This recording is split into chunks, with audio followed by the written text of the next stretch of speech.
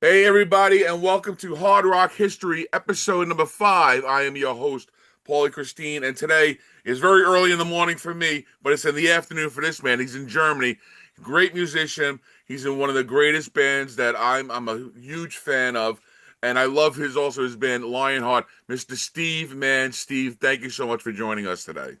Hello, Paul. I guess you'd call it perfect timing. It Oh, really for me, is. anyway. Maybe not for you, How's the but weather out there in Germany today? it's beautiful. Yeah, spring has definitely arrived, and we've got a beautiful sunny day today. So I'll probably get out in the garden after I've talked to you today. Very nice. It's actually going to be 90 something degrees today, where it's normally in the Oh, 50s around this okay. time.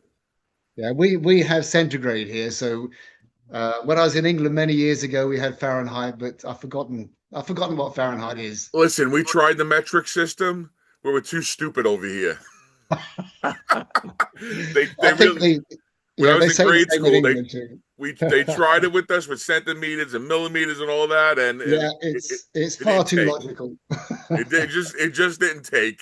No, I can believe it. I can believe it. It's the weird thing is very quickly here in Germany, they sell wood by the meter length and by the inch thick. So No figure that kidding. one out. Well, at least we're still recognized outside with you guys. Absolutely. Yeah, we still get our inches in there. How long you been living in Germany? Well, actually, I first came here properly in 1986 to work with Michael. Okay. And then I set up a studio here and met my wife here. And so the first 5 years it was a bit on and off, but then around the early 90s, and I liked it here, so I decided to move here. And what part of Germany are you? Hanover. Oh, It's okay. yeah, it's North Germany. It's Yeah. just south of Hamburg. Nice, nice. I think I'm going on a cruise next year. I think Hamburg's going to be part of it. Ah, great. Yeah. Have you been to Germany before? Not yet. Yeah, Not yet. you'll No, like it. Yeah, you'll the like. fall Make this sure you come in summer, yeah, but you'll like it. the cruises allow us to we've done Croatia and Italy and so forth. This year Right. we're going to out of Rome. We're doing all of the Greek islands. Yeah. Oh, nice. Very Yeah. nice. Yeah. Yeah. So we're going to Yeah. check that out. Europe has a lot to offer. Absolutely. All right, let's Yeah. get back to you now. So Okay. let's go with the origins itself. Did you come from a musical family? Oh, absolutely. Yeah, I think there wasn't a member of my family that didn't play a musical instrument of some sort. My mother played piano and a bit of violin.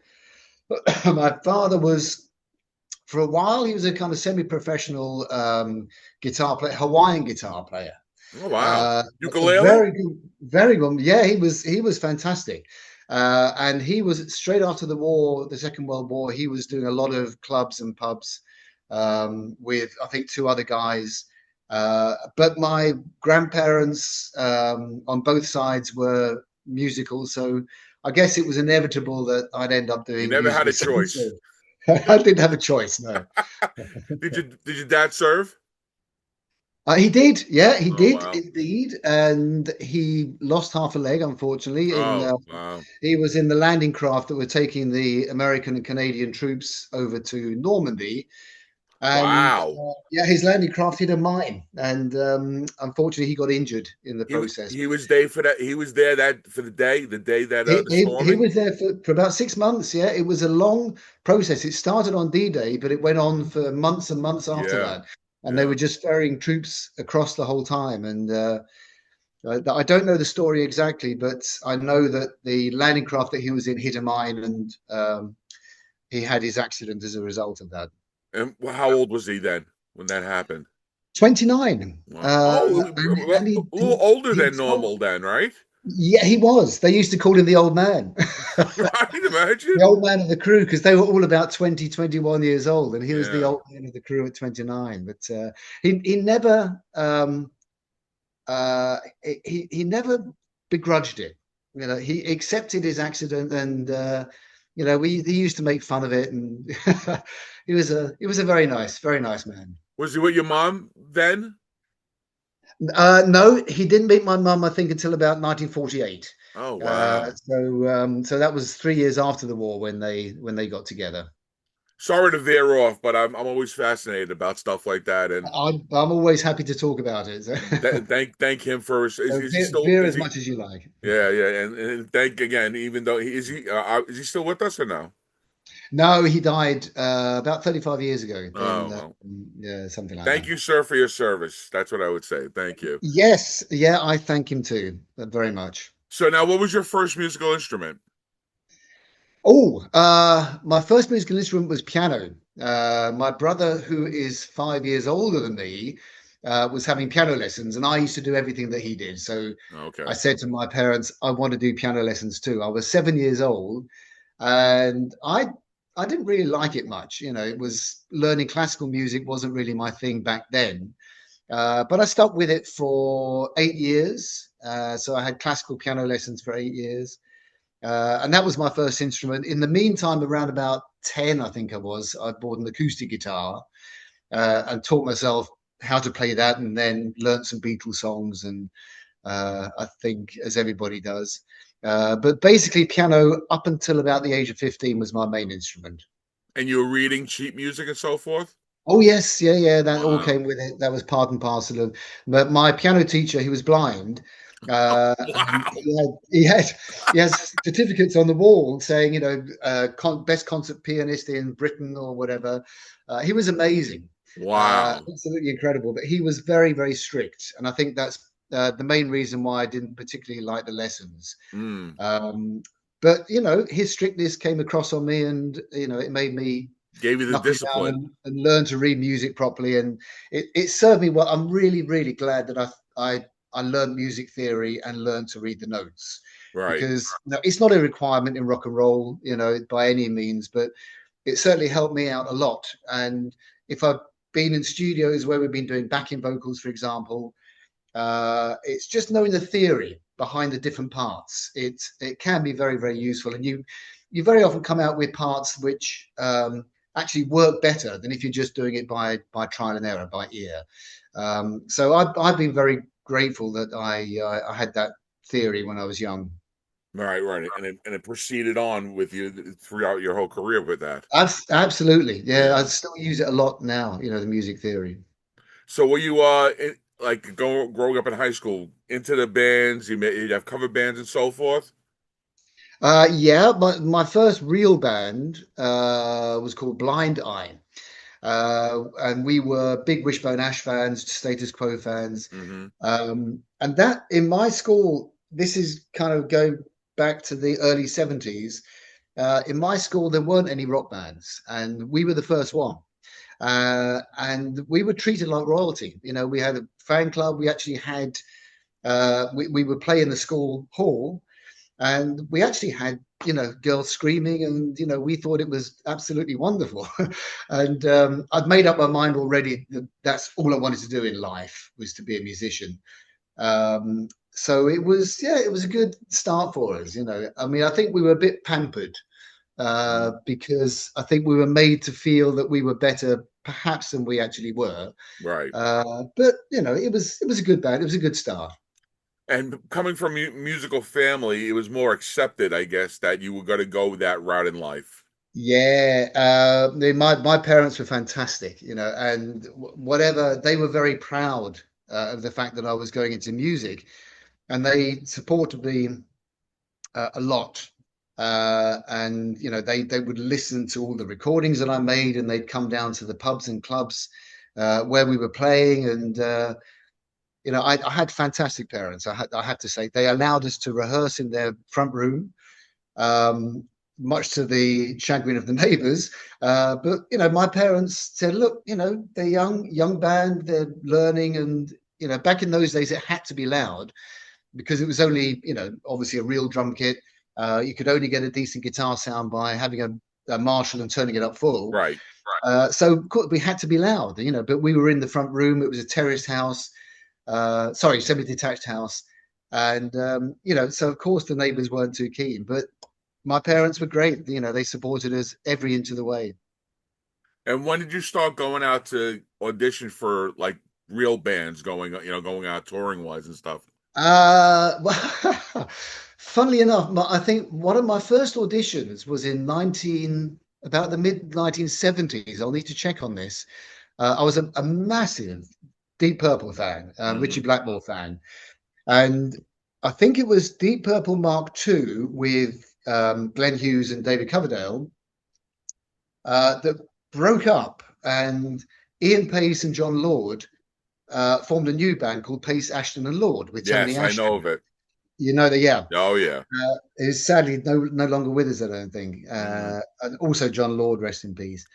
Um, and so as they formed this band, they put an advert in Melody Maker, and that's where everybody used to read the ads. You know, Yes. bands were looking for musicians, and I read it, and I had a friend who knew somebody at the Deep Purple office who said it didn't say in the advert, but she said to me, "It's Deep Purple." You know, or it's ex Deep Purple.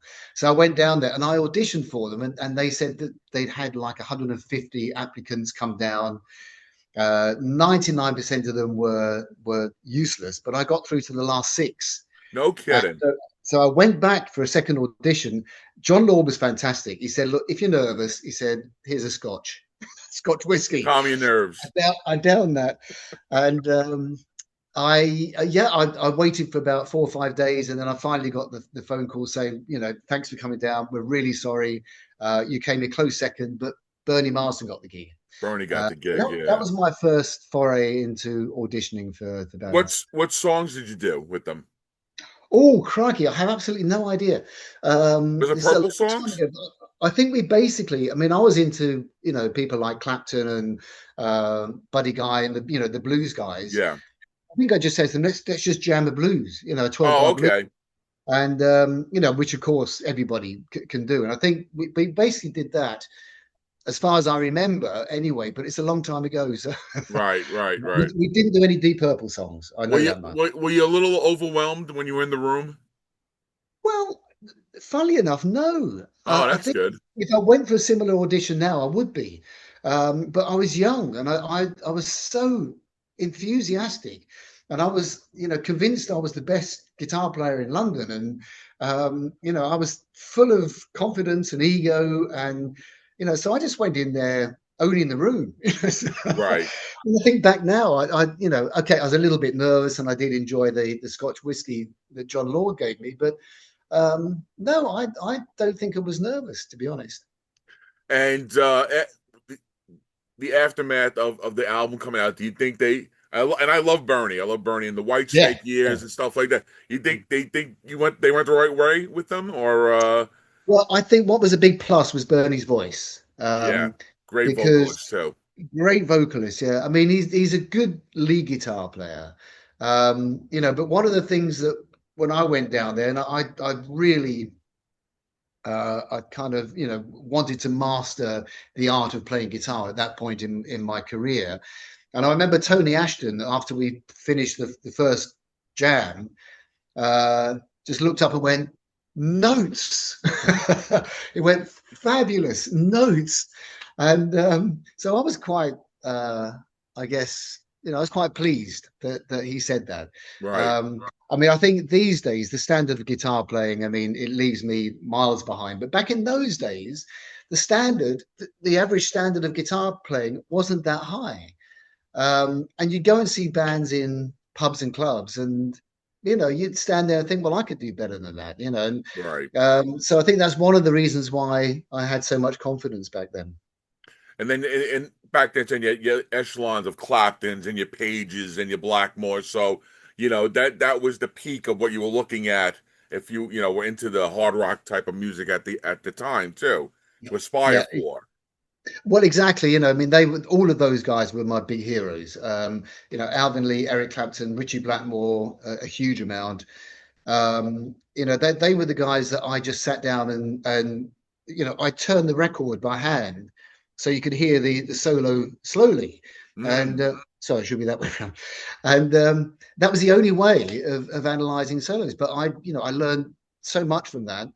And these guys obviously were at the top of their art, but they were attainable. I mean, these days, you listen to some of the new metal bands, and I mean, no disrespect to the guitar players in these bands, and I love a lot of the new metal bands, but it sounds like the same guitar player to It me, does. doing It all the does. solos. It's always the Kemper sound, the Ibanez guitar, and all of the arpeggios and the alternate picking and the sweep picking. It's all put into every solo, and you don't, back in the day, you listen to Jeff Beck and he played one note and you think, oh, He slowed he's, it down. They slowed it down, and that yeah, was well. That's what with Michael, and we'll get to Michael soon. But Michael yeah, always said it was the feeling.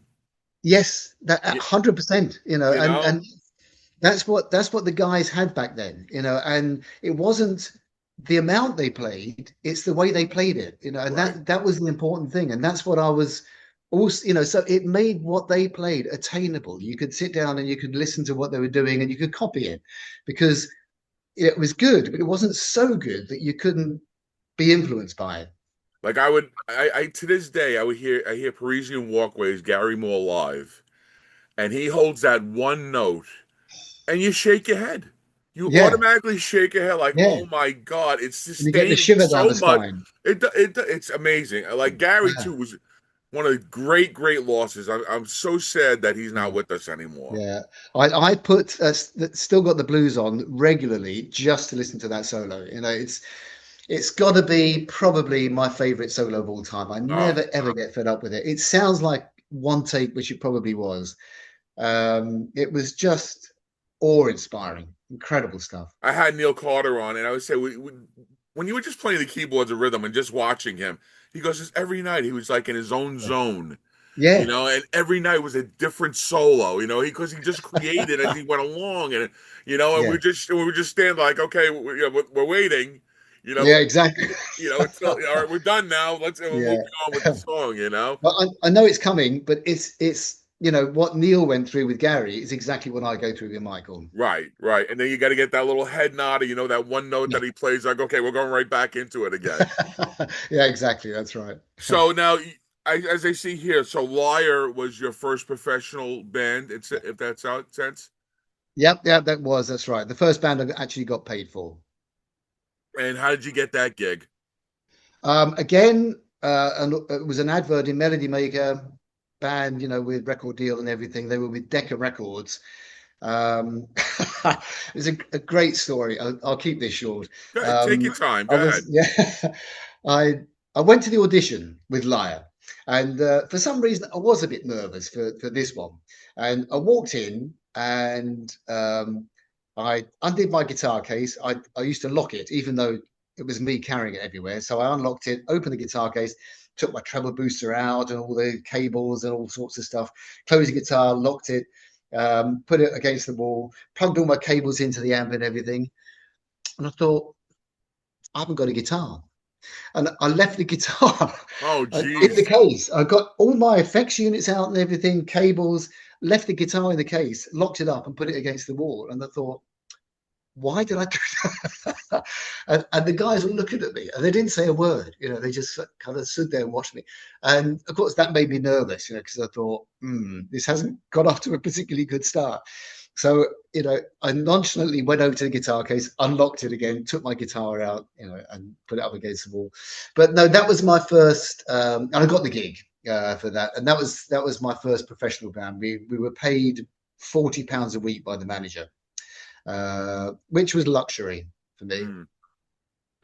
And I see here that you guys opened up for UFO in '77. Yeah, we did. That was just before the band broke up. I Oh, auditioned you were for them. during the turbulent years of UFO.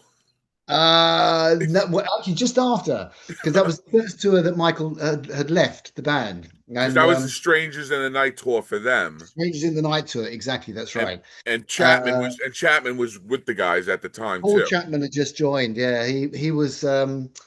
I think he was aware, very much aware, that he was stepping into big shoes Right. after Michael, and I think his way of handling that was to have a couple of drinks before going on stage, and there were some nights where it was perhaps one drink too many, and he was struggling a bit, but I wouldn't have liked to have been in his shoes. And he was a lovely, really lovely guy too. In fact, they all were. They were all a lot of fun. I know in Um, the beginning that they tried to do a duel thing that Chapman actually came out with them. for a couple of nights, Yes, right. and That's right. just Yeah. to see if Michael, to give Michael like a little break in that sense to keep him. Right. And Yep. it was just, I guess, well, Michael too was drinking at the time, and things Yeah, weren't, exactly. I mean, he was and just him and coming up to his bad period at that and him point. and Yeah. Phil really weren't working out so well. No, that's right. Were you Yeah. seeing any of this stuff at the time, or like even No. performance wise, that things were going that way? Well, no, because we never when we toured with them. Obviously, Chapman was with them already, so it was a kind of new band for them. And I Oh, think okay, I did. We didn't really talk about it much, but I did get the slight impression that they had a feeling of relief that Michael wasn't there right. The and wasn't tension was trouble anymore. gone.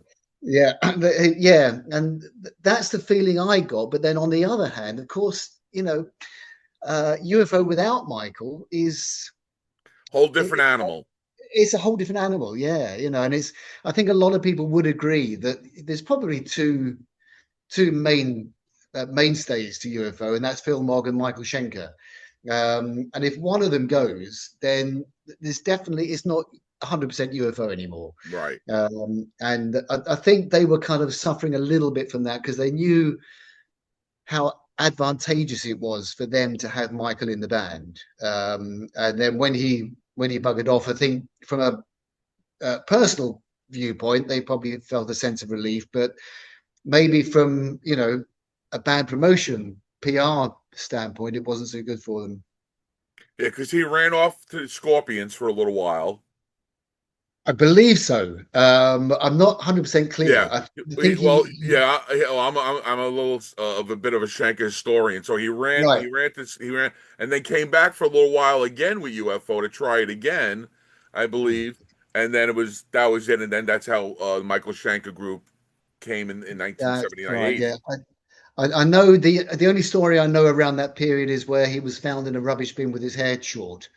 And that was that's the only story I remember from around that time. But I don't know if it, yeah, I mean, I'll take obviously you know more than I do in that respect. So now for Liar was kind of short lived, right? Because then it was then Yes. Lionheart became 3 years later. It says Lionheart, you were forming Lionheart. Yeah, it was a bit of a shorter gap than that because I joined Lyre in '77 and we did tours of Hungary, Yugoslavia, Europe in general. And then we went to Los Angeles to record a third album.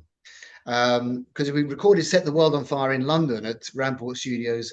Third album came, we then went to Bearsville Records and they put us up in this house on the top of the Hollywood Hills, and it was my first time in LA. I was about 20 years old, and everything was wonderful. Overwhelming, I guess, too, right? Oh, it was, yeah, totally overwhelming. And we stayed at the Riot House on Sunset for the first week we were there, and I just lost myself in the LA scene a bit. I have to admit. So it wasn't the best for me health wise. Um, but then in 1979, we did the tour with UFO. And then shortly after that, I think it was about 2 or 3 months after that, the band broke up. And then at the end of 1980 is when Lionheart formed. And I got a call from Jess Cox, who was with Tigers of Pantang. Yeah. And he said that he just got together with Dennis Stratton from Iron Maiden. And in the meantime, I'd it's all very incestuous. I'd auditioned for the Tigers of Pantang, and John Sykes got the job, No and I came kidding. second. Yeah, I came second, and again, and Wow. Jess Cox kept my phone number in case he ever needed a lead guitar player because he liked what I did, and he actually wanted me to have the gig rather than John Sykes. And so when Lionheart was formed, then Jess phoned me and said, do you want to join the band? And I said, yeah, of course. I'm doing nothing at the moment. And that's how Lionheart came together. And ain't that funny that Jess leaves actually because he's not recorded with Sykes, at all on record. No, He's only that's on the right. first album itself. Yeah, So that's John exactly. comes in. I guess he might. I guess they might have toured maybe a little bit on the first album, or the That's a good question. They yeah. did, but I think they toured when because Sykes was only he was quite short lived in the Tigers, He and then did two again albums. Yeah, was it okay? Yeah, Spellbound and Crazy Nights he did with them. right. Okay, yeah, you know more Yeah. about that than I do. But I know after John left, um, they got a guy called Fred Purser in on Yes, lead that was the guitar. Cage. Right, that was the Cage, Yeah. and then I was actually working with a band as well as Lionheart. I was working with a band called Titan, Oh yeah. um, and they supported the Tigers of Pantang on the Cage tour. So I was actually, as I said, it's very incestuous. Everybody knows everybody else. So I was in the support band for the Cage tour, the Tigers Cage tour. Oh wow. So now, did you feel this is like an all-star lineup? Dennis Stratton Yeah. from Iron Maiden, Jess Cox, Frank Noon, Yes. you. So I Yeah. mean, this is a powerhouse. You got to be feeling pretty good about the band you're walking into, right? I mean, it was guaranteed press. It was guaranteed front page of Sounds. It was. We were known as the first new wave of British heavy metal supergroup, just because we had those guys in the band. I mean, Right. Frank came from Def Leppard, um, and then obviously Dennis from Iron Maiden, Jess from Tigers. So yeah, it was a kind of band of big personalities in that sense. Yeah. And then what happened with Jess? Wasn't right with the music. Jess was great with the Tigers. It worked really well, but we were doing a lot more melodic stuff. And Rocky Newton, the bass player who came from Wildfire, Right. he had a fantastic high voice. Dennis had a great mid-range voice, and I had a great.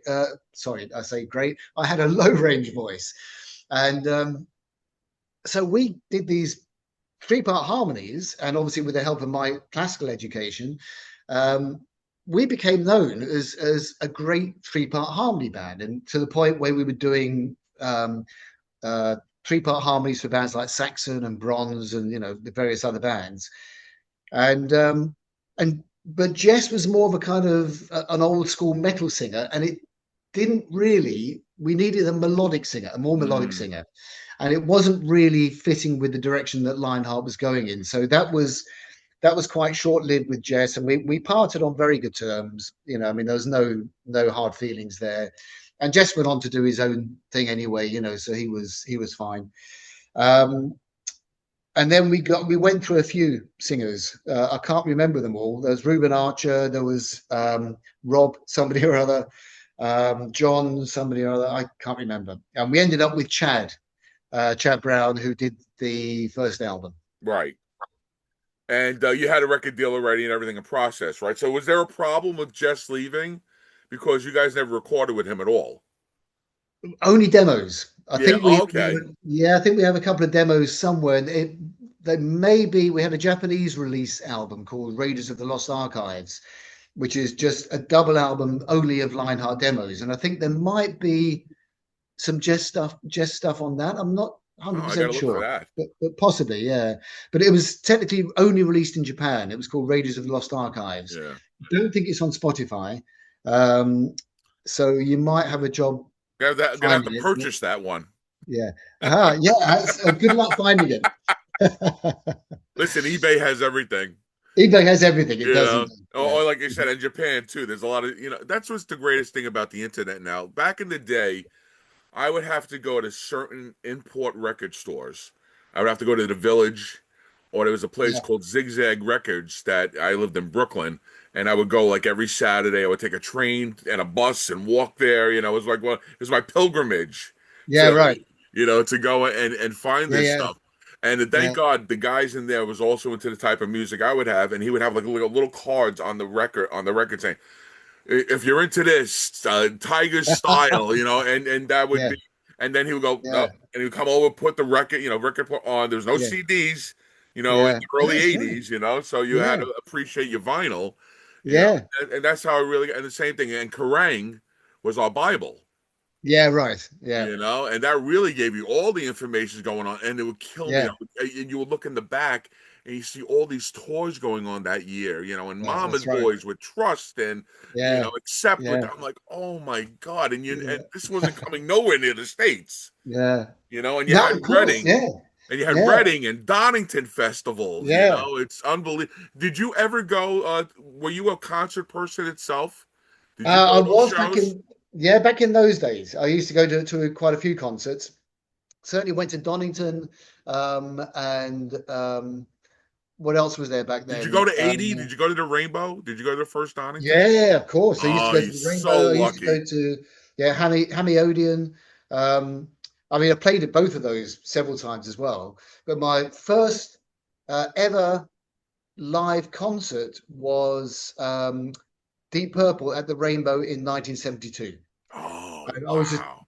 I was just blown away. I mean, Oh my I came God. back, I picked up my guitar, and I literally sat there till like 5 or 6 o'clock in the morning, playing all these riffs that I just heard at the Rainbow from Blackmore.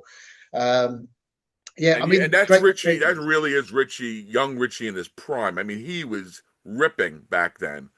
I mean, you mentioned the internet, and it's Richie with his 335 back in the days when they were doing the John Lord classical stuff.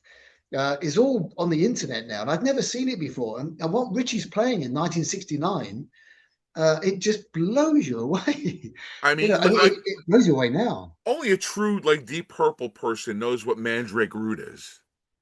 Right. You know what I'm saying? Yeah, yeah, right. If you ever Yeah, talk like say like a common person knows Smoke on the Water, but any yeah, rock person that really just knows the genre just knows Made in Japan. yeah, that's right. Doesn't know Deep Purple live in concert before that, or all that Yeah, stuff. Going on. Ring That Neck. I mean, come on. yeah, yeah, Like there's other stuff that Blackmore did, and like listen, my audience knows what I'm talking about too. I yeah, mean, you know what I'm yeah, talking. But there's so much of it, like the same thing like there's the Thin Lizzy clause.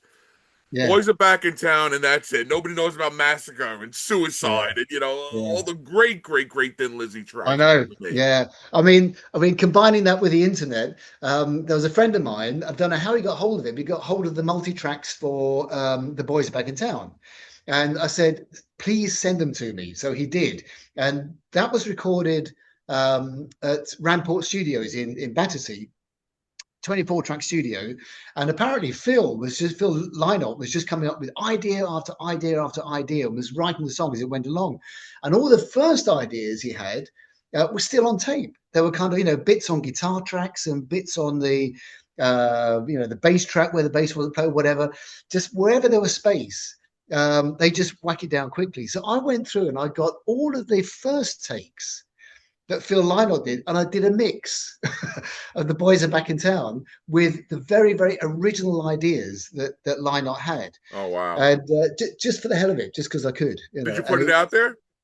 no, I didn't. No, but Oh. I'm just not sure what I did it for myself, and I'm not sure what the copyright situation would Well, be. again, you I know what thought, they do? It always there's a disclaimer. This is just a fan made type of thing. yeah, I know that's Blah right. blah Yeah, blah. so And I'll you have know a what? There's a lot of stuff I do because I record when I go to shows. I record the videos and I do it right, as an archive thing. right, That's yeah, how I feel about it. Because God forbid, yeah, like sometimes you guys don't record a lot of shows at all or yeah. tour. No, that's right. Yeah, we don't. And I always Yeah, feel that I make it and I never put out a complete show. I put yeah, out maybe the best parts, like it's yeah. get mandatory Michael doing rock bottom, that type of Yeah, thing. right.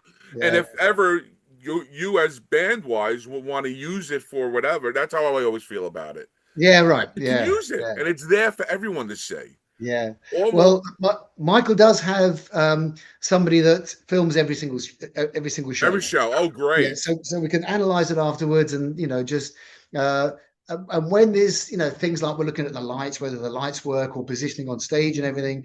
So Michael will then give it to me, and then I'll show it to the rest of the band, and we just and analyze things, and we learn a lot that way. We There's something that I might do with barring, for example, and I think not sure if that's actually working, and let's stay apart for that bit or whatever. So it's very good to analyze the shows.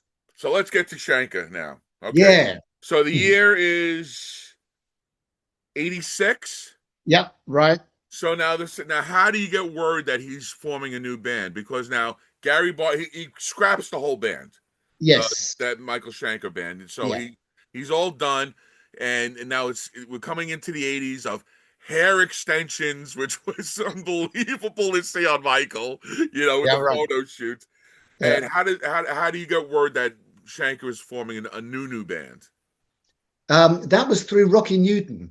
Okay. Um, and I'm probably going to get this story wrong, but um, there was Michael knew this guy that was a keyboards player and guitar player. And he and Michael said, "Can you come over and do these demos at Rudolph's studio?" And this guy said, I'd absolutely love to, but I can't leave my goldfish because there's nobody to feed him. And if I'd come over for a week to do your demos, when I get back, he'll be dead.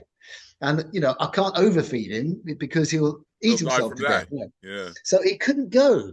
And, but he knew Rocky Newton. And then Michael asked him if he knew a bass player. I probably got this story completely wrong, but uh, he asked this goldfish guy if he knew a bass player, and he did. He knew Rocky. Rocky went over, and Michael asked Rocky if he knew a guitarist, keyboards player, and of course, Rocky knew me from Lionheart, and so that's how I got the audition, and I went over for I think 2 weeks in the end to just do the demos, and it's one of those situations where you go to do the demos, and at the end of it, nothing's actually said. You're just in the band, and that's how it worked.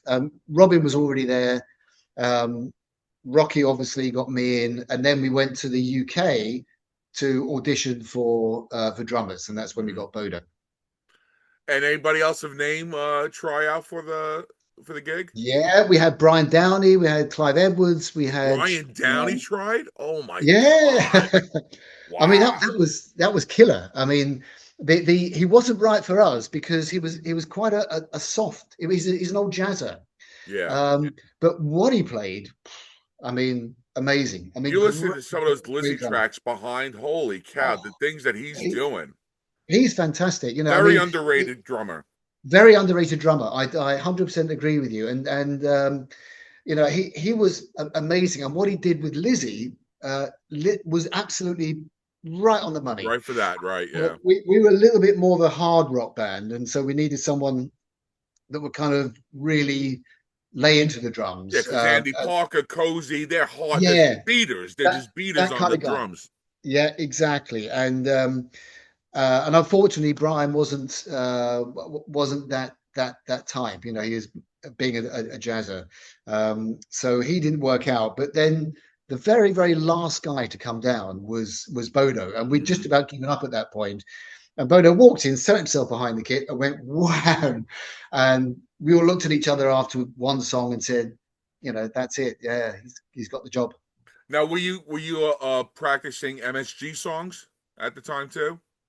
Well, Yeah, we were. It was Michael had written a whole pile of new songs, which he then gave to Robin, which Robin then did the melody and the lyrics to.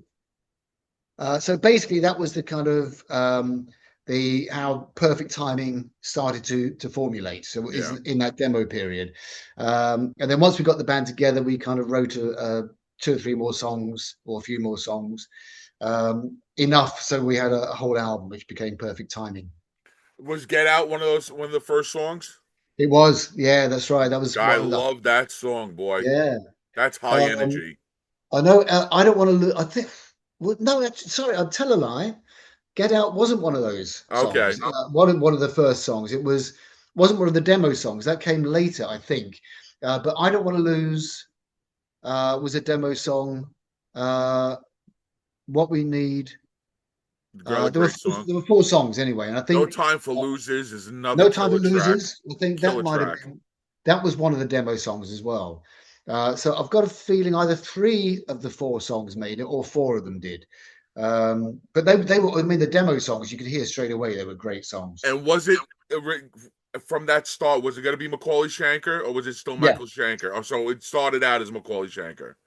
yeah. I think it was soon after I joined that Michael said, "Look, I don't want to run the whole show on my own anymore. It's too much responsibility for me. I want to share it with somebody." And then I think because of Robin's surname starting with M, That I was think perfect. it's a nice way to actually keep the MSG, but we changed the name of the band just to reflect the fact that it was now two people rather than just Michael. And then you got the record deal on Capitol. Right, Right. exactly. And what did they give a good push for you guys? They did. I mean, we had guys because it was EMI in Germany, and we had a guy called. There were two helmets. There was Helmut Fest and there was Helmut Rucker. I think, if I remember correctly, and both of them were very, very involved in promoting the band and promoting the album. So we had a really, really good push from EMI and Capital back then. And can you talk about working with Andy Johns? That must have been something else too, huh? That was an experience. I think he was past his sell-by date. I can't think of a better way of putting it. Oh, Um, that's sad to hear. Because I I'm mean, sure you had high expectations walking in, right? With a name well, like that, or did you absolutely. know I mean, about it already? yeah, I mean, the story behind that one is our manager, Olaf Schröter, uh, took me and Robin aside and said, "Look, I've got two producers. You tell me which one you think is best uh, for MSG to work with." I think it was Cinderella, who Andy Johns had just finished producing, and the early mixes of Slippery When Wet from Bon Jovi, which hadn't come out yet. Um, which I think was Bruce Fairburn. Is that correct? Yes. The producer, yeah. And you got to hear those mixes too to And we see. got to hear the mixes, yeah. Oh wow. And he said, which one do you think we should go for? And we listened really carefully to both albums, and both of us said, the guy that did Cinderella, Andy Johns. Well, you know And what? I believe. Well, the way you were thinking about it is that is very Bon Jovi is very polished. yes. You know, and it was very slick and Mm. I was Michael looking for commercialism or radio hits at that time? No, Okay. not really. He kind of sees that as what he calls housewives music, Okay. and so he wasn't really looking to go commercial. And I think he was kind of going very much going with the flow, but I don't think he was 100% happy uh, with the direction that things were going. You know, he didn't talk about it a lot, but I'm kind of going by what Robin has told me since, because he had kind of his finger on the pulse a lot more than I did back then. Um, so I think we went for Andy because we knew his background with John Bonham and all this kind of stuff, Right. and the drum sound he got. But by the time we worked with him, he was starting to just go a little bit odd. I think he was drinking a lot. Mm. He's going on about, oh, we're gonna, sample a shotgun for the snare drum, and I've got a shotgun at home that I can bring into the studio, and we're starting to kind of look at each other and think, is this? And then the first night we went to Puck Recording Studios in Denmark, beautiful recording studio. It was pretty much brand new. There was Studio One and Studio Two. George Michael was in Studio Two doing Faith, and he managed to blow up the monitoring system the first night we were there. Oh So my. they had to get their engineers in to replace the monitors and everything.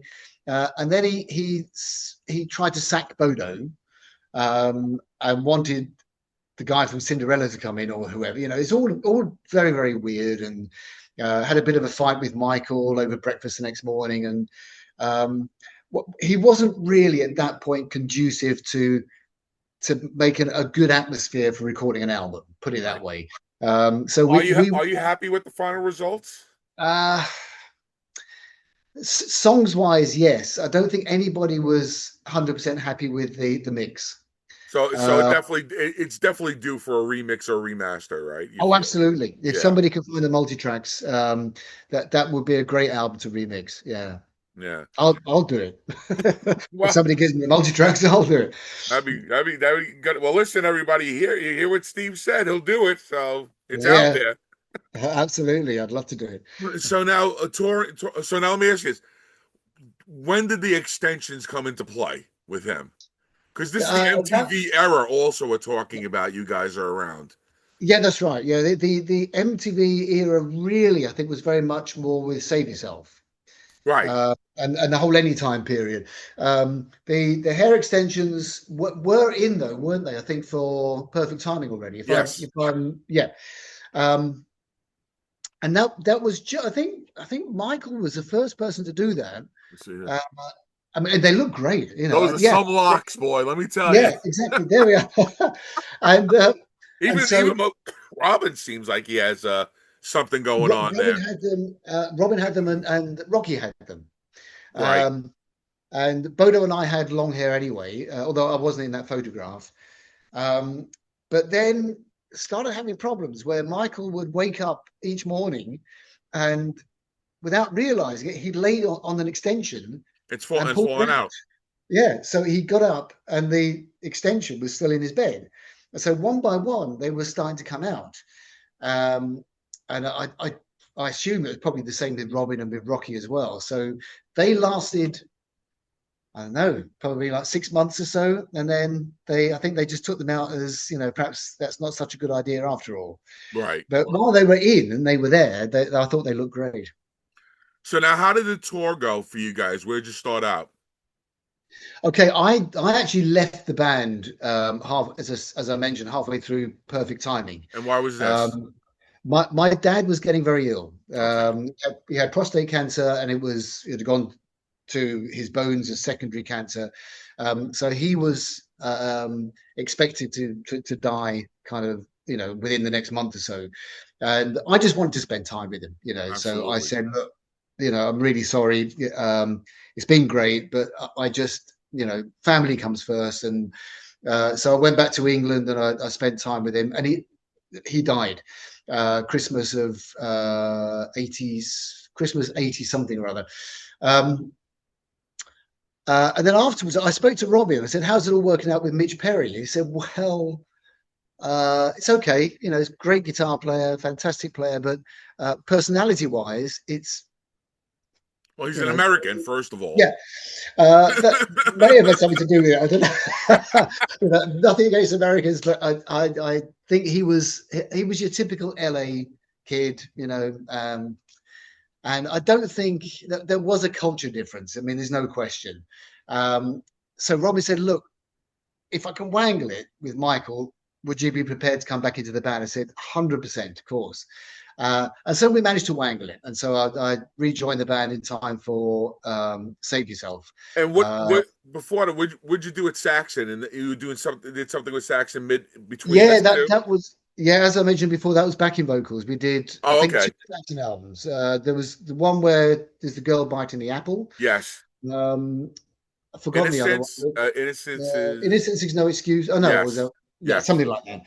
And so as I say, as Lionheart, we just got very well known for doing backing vocal harmonies, and so a lot of producers were calling us in to do their albums. So, Oh, that's good. but unfortunately, I'm not a collector, and I never collected the albums that I was on. No So kidding. I can't give you a list, but Saxon was one of them. Yeah, So, are you a type of person that just moves on after a project? absolutely. I never listen to stuff I've done in the past. It's so funny where a person like myself enjoys listening to Mm. you. You know what I'm Yeah, saying? yeah. It's really Okay. hilarious that yeah, Yeah, yeah, appreciate everything you do, and you can hear yeah. your leads and your rhythms and everything. Yeah, so we thank you for that. That Yeah, I for thank for, you for listening. Yeah, for all of time no, you're there. You're yeah. imprinted in No, us that way. it's very much for me. It's very creativity is what it's all about. And I'm happy when I'm creating, and then I'll sit there, do the overdubs, I do the mix, I do the mastering, I do everything, because I know how I want it to sound. And there was a time when I'll give the mix to somebody else or give the mastering to somebody else, and I've never been happy. And so I just took it all on board myself and got my studio, up to scratch and everything. And but once I've finished the creative process, I can't go back and listen to it. I'll listen to it just to check, make sure that the master is okay and the levels are okay and everything. And once it's done, it goes on the shelf next, and that's it. So I Okay. always have to be creating somehow. But you have Having you said have that, your own discography though. You have in your house. You have your material, your work though. Like with like I'm any record, when the record companies, the finished product, they send you copies, obviously, right? Oh, of course they do. Yeah, yeah. Yeah, yeah, yeah. I keep everything up on the shelf here. Okay. So I've got but most of them are still in the cellophane. So I never, I never open them and play them. I just, or the box Micheal Schenker said, it's still in the box. I never play it. It's nice to have it, and I really want to keep a record of everything I've done. I still haven't got the last Schenker album. I have to chase that up. But now, for me, it's very much recording it and creating, and not the listening to it afterwards. Right, right. Do you have children? I have one child. I have one boy. Okay. Is he a rock fan? Totally. Yeah. Okay.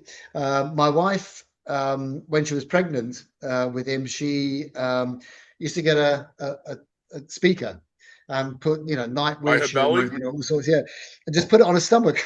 So he had no choice, and he became the world's biggest number one Nightwish fan because, it takes him back to when he was in the uterus, so Is he's he a very much. musician? Yes, he's a brilliant piano player, Oh, wow. great singer, and great songwriter. And he plays a bit of guitar too, so he's a bit of a multi-instrumentalist. But he doesn't really have a lot of time. He works for Sennheiser, and that takes up a lot of his time, and he doesn't really have time to do recording anymore. But Right. when he was younger, he did a lot of stuff. Yeah. So did you finish up the second leg of the Perfect Timing tour then? No, all the Perfect Timing So tours Mitch, so were. Mitch completed everything, that tour. Yeah, he did the Rush tour. He did the Def Leppard tour. He did the Japan tour. All of that was done while I was out of the band, the year that I was out of the band. So how did Mitch get into the photo shoot? Would they? I guess it was later from. So did you record? Did you help record the album itself, and then you had to leave because of your dad? Yes. Oh, Yeah, okay, basically, I'd done my rhythm guitar parts on okay, Perfect Timing. I'd also done the lead guitar parts, my lead guitar parts on Perfect Timing. right. And then I left before it was mixed. And so, quite obviously, I mean, I would do the same thing. When Mitch came in, they said, okay, we'll erase Steve's lead guitar parts and put Mitch's parts on there instead. So Mitch Uh, did the lead guitar parts, but the rhythm guitar parts are still on the album. So the okay. rhythm guitar parts are me and Yeah, Michael. that's why you're credited on the album that So way. that's why I'm credited on the album, and Yeah, obviously keyboards parts as well. But my photo isn't on the album because the photo was done later. uh, after I left, exactly. Right, right, right. And so I assume too, because they did. I think they did two videos too. They did the "Give Me Your Love" and That's right. something else. And Um, you're not in the videos. I'm not in the videos. No, that was Yeah, Giving Love, and what was the other one? Love is not a game. "Love Is Not a Game." Right, Yeah, right. yeah, So now you got. So now that tour's over. Robin calls you back, and now doing this is the yeah, this yeah. really is the statement, you Yeah, know. that's right. And look at that handsome guy. Yeah, it's still there. It's still there. Got quite Look some at Bono. attention. Oh my God, the I hair on know. Yeah, Bono too. Maran. and that's without hair extensions. I'll drink to that, Bodo. So now you jump right into it.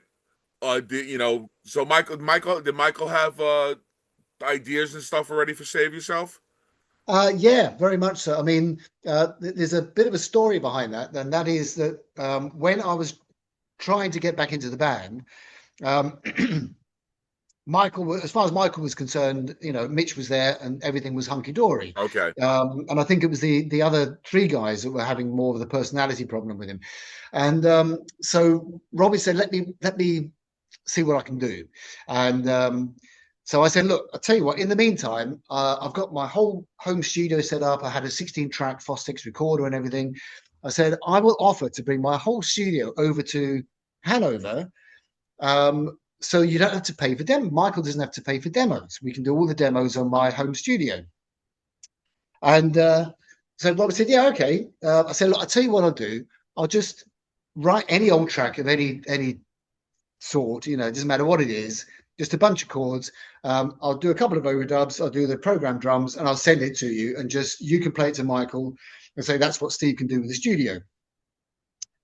Next thing I did that. Next thing I knew, Robin phoned me back about 2 or 3 weeks later, and he said, "Oh, I've written a melody and words to your track." I said, "What track?"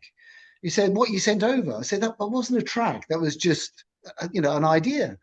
He said, "Well, let me come and record it." He said, because Robin was going through a bit of a hard time personally, and he said, "It's very special to me. I'd like to come and record it." So he came up to my studio, and it was any time. Oh And wow. so we put it down, and he got halfway through, and he broke down and he said, "Look, I'm sorry, I just need 5 minutes." We had a cup of tea, came back up, tried it again, and he got through it. And we mixed it, and he went, "Oh, that's a pretty good song, actually. We should hang on to that." Wow. So he played it to Michael, and then everything worked, and Michael agreed that I should come back into the band. And I didn't really rate any time that highly. And then the producer Frank Filippetti came in to start doing the album after we'd done the demos, and he said, "Oh, I really like that song Anytime." He said that should go on the album, and I'm like, "Oh, yeah, okay, if you want."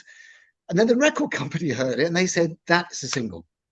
And I couldn't believe this because Absolutely. to this day I still think there's much better ballads, and it's good. I mean, I agree. It's and I think what Robin did with it just was fantastic. I mean, it wouldn't be the song it is without the input that Robin put into that. But I have to say it took me completely by surprise. The fact that it just went up and up and up and then It's a became a hit beautiful single. song. Thank you. It Yeah, I really mean, is. yeah, And it really is the statement because it shows off Robin's vocals, mm, melodically like that, and that's the first time a hard rock station in New York City was playing mm. the single. Ah, right, okay, Yeah, yeah, yeah, it was out here. It was out here. We had like yeah, a lot of college stations that were doing hard rock and heavy metal, and yeah. that's that. Listen, you knew about that single, and especially which was great back in the day, Mm, with albums like that, is everything had its own single.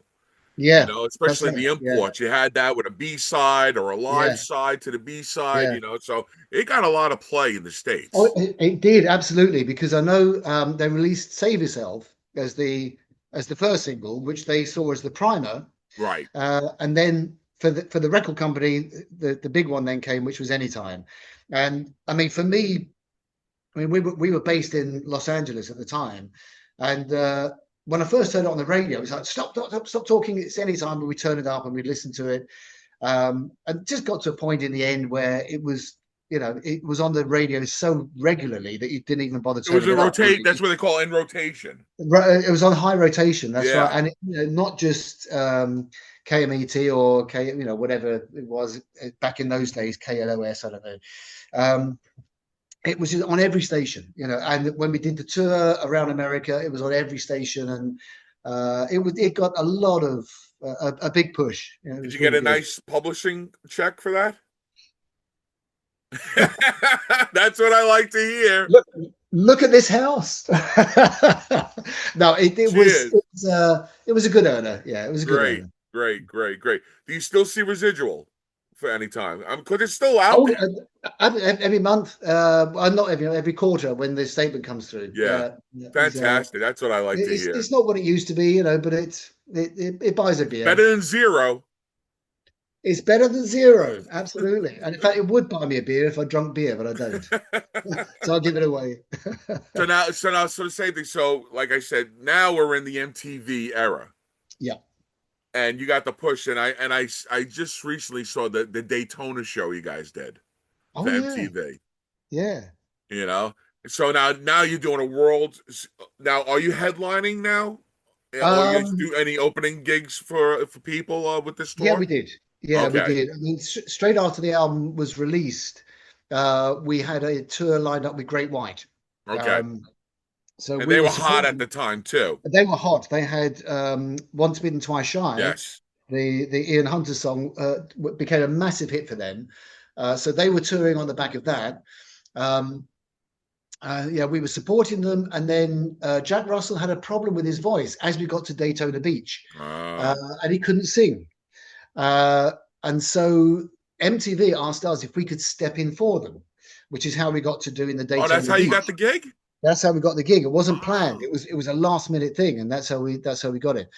Um, and then the Jack's voice didn't improve, so they had to cancel the tour. But by that point, Anytime was rocketing up the charts. right. And so they very hurriedly put together our own tour where we were headlining and we had the Black Crows supporting us, Oh, wow. which was, yeah, I mean, that was an amazing tour. Um, And that's a contrast too. That's like the Rolling yeah, Stones, yeah, coming I and supporting you know. guys. I know. I mean, funnily enough, I was never a huge fan of the Black Crows. Robin was, and he said, "Mark my words, this band is going to be huge." And I said, "Sorry, Robin, I can't agree with you. They're just a run-of-the-mill rhythm and blues band for me." Right. And of course, Robbie was absolutely correct. I have to say, my powers of prediction are not what they could be. I worked with Def Leppard back in 1979 when they did their first video. I was doing sound, and I said this band don't have a hope in hell's chance of making it big. Um, Metallica, Lars Ulrich and James Hetfield, when Lionheart used to play at the Marquee back in 1980, the two guys called me over and said, "Oh, we're big fans of Lionheart," and they said, "Oh, by the way, we've got a band as well." I said, "Oh, what's the name of your band?" And they said, "Metallica," and I went, and I looked away, and I said the same thing. I said, "With a name like that, they haven't got a hope in hell's chance." So if I meet you, you're in a band, and I say your band doesn't have a hope in hell's chance, You're going you've platinum. got it made. You're going places. I'm glad you didn't bet the house on a lot of those. No, yeah, I'm the opposite to the kiss of death. I'm the kiss of life. Now, getting back to the album itself, I mean, there's a lot of strong stuff on here Mm. too. Is there anything that's like your favorite that you enjoyed recording or making during that time on the Save Yourself album? Oh, I mean, all of it was great, Yeah, yeah. because Bad Boys is another great commercial yeah, song. I mean, You know, there's a story behind that. I don't know how many days you've got, but um, there's, I mean, I love doing the whole album because we're in a great setting. We had a great Thai restaurant next door, and obviously in LA, the sun was shining. Frank was a great producer, and so the whole thing was actually running really well. Michael was really fit and off the beer. Um, I think my favorite moments, we had to do the end solo of Bad Boys. And so Michael came in and he had his routine, he'd have his half-hour warm-up and stuff, and then he came in and he said, "Right, let's do it." So we put on the end solo, and he just jammed until it got to the end of the solo and the drum stopped. And he was in a trance. Mike was in a trance. And at the end of the solo, he just went, and we went, "Wow." And Frank and I looked at each other and we went, "That was unbelievable." I mean, just, that itself would have wiped the floor with any solo. And we said, "Look, we've got a couple more tracks. Let's do one more." So Michael said, "Yep, let's just keep going. As long as you've got tracks, I'll keep playing." The whole thing improvised. We did 6 tracks, and every single one of them was just absolutely mind blowing. And at the end of the 6 tracks, Frank said, "We've got to stop there, Michael. Sorry." And Michael went, "Great. Okay, sort it out. You take the best bits of each one." And Frank and I sat there and we went through every single solo. We made notes. It's like, what do we leave out? It's just everything was just so incredible. So that end solo is a piece together solo, but only because oh, it is chopped up. we just didn't want to leave any of the stunning bits out. It's Right, right. that any one of those solos would have been a stunning solo in its own right. It's if it had been left on the album. So that was definitely one of the high points for me. Can you talk about Destiny? Because that too is another fantastic song. Yeah, I mean that was my moment. I mean, I wrote that with Robin, and I did all the lead guitars on that, and so that was, I mean, I have to give it to Michael. He allows each one of us to have our particular And that's bits. a great driving song too, It's Yeah, I awesome. mean, It really is awesome. yeah, I like it now. Again, at the time, I wasn't convinced, and I didn't think it would make it on the album. And there's been a lot of people who say they love that song, and I listen to it now, and I think I can see what they mean. But no, I was very grateful to have my moment of being able to kind of put my own guitars with my own style on the album, and so Destiny, and yeah, that was my vehicle, put it that way. So now the Save Yourself tour ends, right? And guys take a break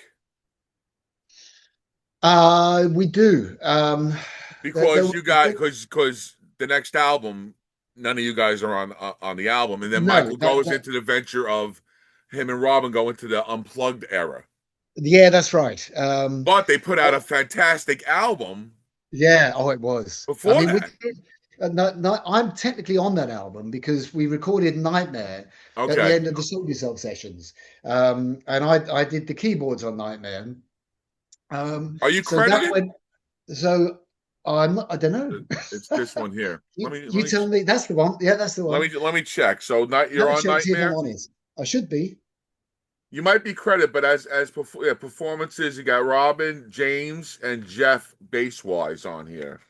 right. That was James Kotak was a drummer. Yeah, and Jeff Pilson was on the bass. Right. Because even with the oh, Never Ending Nightmare, you're on? Yep. Yep. No, No. Okay. Well, I no. could be. But I was. the check cleared, I Yeah. obviously. Right. Oh my word.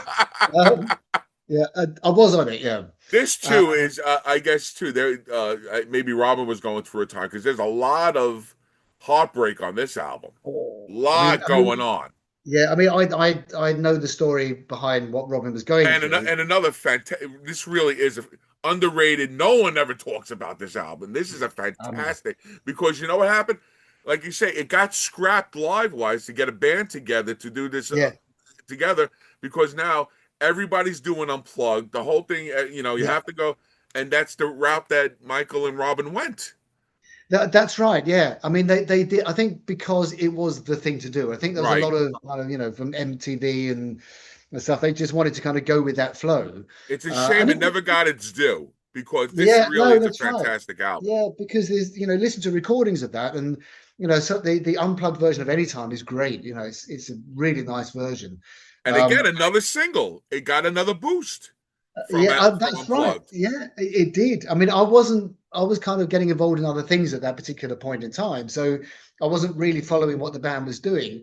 But yeah, I mean, it's the royalty checks for Anytime were going like that. So I knew something must be happening. Right. And as you quite rightly say, yeah, Robin was going through a very emotional time, and as I say, I know what the story See, what is. happens to Uh, me is, oh my yeah. God, what a song. Well, I mean, for me, excuse me, I just need a bit more water. Uh,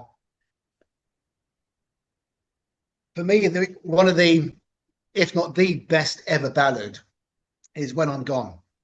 Absolutely. I'd still play that regularly now. I just think that is a sensational. I mean, what Michael did on that, it just cries, and what Robin did on that with the twist. It starts off as a love song, and then bang, the bitterness comes, and it's Yeah. just for me, it's like shiver down the spine every time I hear it. It's a fantastic ballad. It really is. So now this happens, and so does he say to the band, "Do you get a notice? We're not doing anything live. We're not doing touring." What Yeah, kind of notice did you get about that? yeah. I Schenker mean, Group wasn't happening. yeah. It's when when Michael changes lineups, he tells the new guys, but not the old guys, and that's just the way it works. So No if you kidding. don't, So yeah, so like hey, I'm in a band, and then all of a sudden you see yeah, and you then it's read the like, paper or whatever, and so you there's the read new the paper band. and you think, hang on, my name's not there. Wow. I mean, somehow we don't get angry about And it's like a it. no hard feelings type of thing. It's just the way it There's is, right? absolutely no hard feelings. Michael would never kind of, feel that he's done anything wrong. It's just, um, he just pushes forward the whole time. Right? You know, He's just creative. he's always progressing. Yeah, that's right. Yeah. Same thing. He's always being creative, and the people that he leaves behind, they just fall behind, and that's just the way it is. You know, and no one can be mad at him for it. You know, it's I know I certainly aren't, and you know the other guys that got left behind, nobody's really mad about it. Well, as we know, it came full circle with you anyway. Exactly. That's right. Yeah. So now Yeah. you move on. So the next thing we see is that you moved on to working with Sweet. That's right. Yeah, that overlapped. My work with Sweet was that came about. There was a guy called Phil Lanzon in Sweet who was doing the keyboards. Then he went on to Uriah Heep, and Phil had played with Lionheart for a while in the closing days, so we knew each other anyway. And so he got my phone number, and Andy Scott from the Sweet said to Phil, "Do you know anybody that can take your place if you're going to Uriah Heep?" And Phil said, "Yeah, I do know one guy," and that was me. And so he gave Andy my number, and so that's how I came to join the Suite. I was with them until 1996, and then I have to admit, I had a recording studio. I set up a recording studio in Hanover in 1988 called Frida Park Studios, and so I was very busy. It was a kind of mid-level studio where we weren't expensive, but we churned out good quality. And I'd really cut my teeth as a producer in those days. So we had a lot of bands coming in from Hanover who wanted to do demos or albums. So we were very busy. So I was very involved in that and didn't really have the time to carry on with Sweet. So in Mm. 1996, I left. But I would still come back from time to time just to kind of, do a guest spot. That doesn't really happen anymore, but probably for 5, 10 years afterwards, I would, when the guy that replaced me couldn't do the gig, when he was doing his own thing, then Andy would phone me and just say, "Can you come in and stand in?" So it was nice because I knew all the stuff. And with that band, the progressive band Eloy, is that how you say it? Yes, Eloy, that's right. That's And did you help them out, or was it how did that y- happen? yeah, that was yeah, I suppose I was a member. To this day, I'm not quite sure. I did I Before did you two know it, you tours. had a guitar on you, and you're out there That's touring right. again. And I was standing on stage. So I was a member for the live tours. So I did two live tours, I think, with them, or three. I can't remember.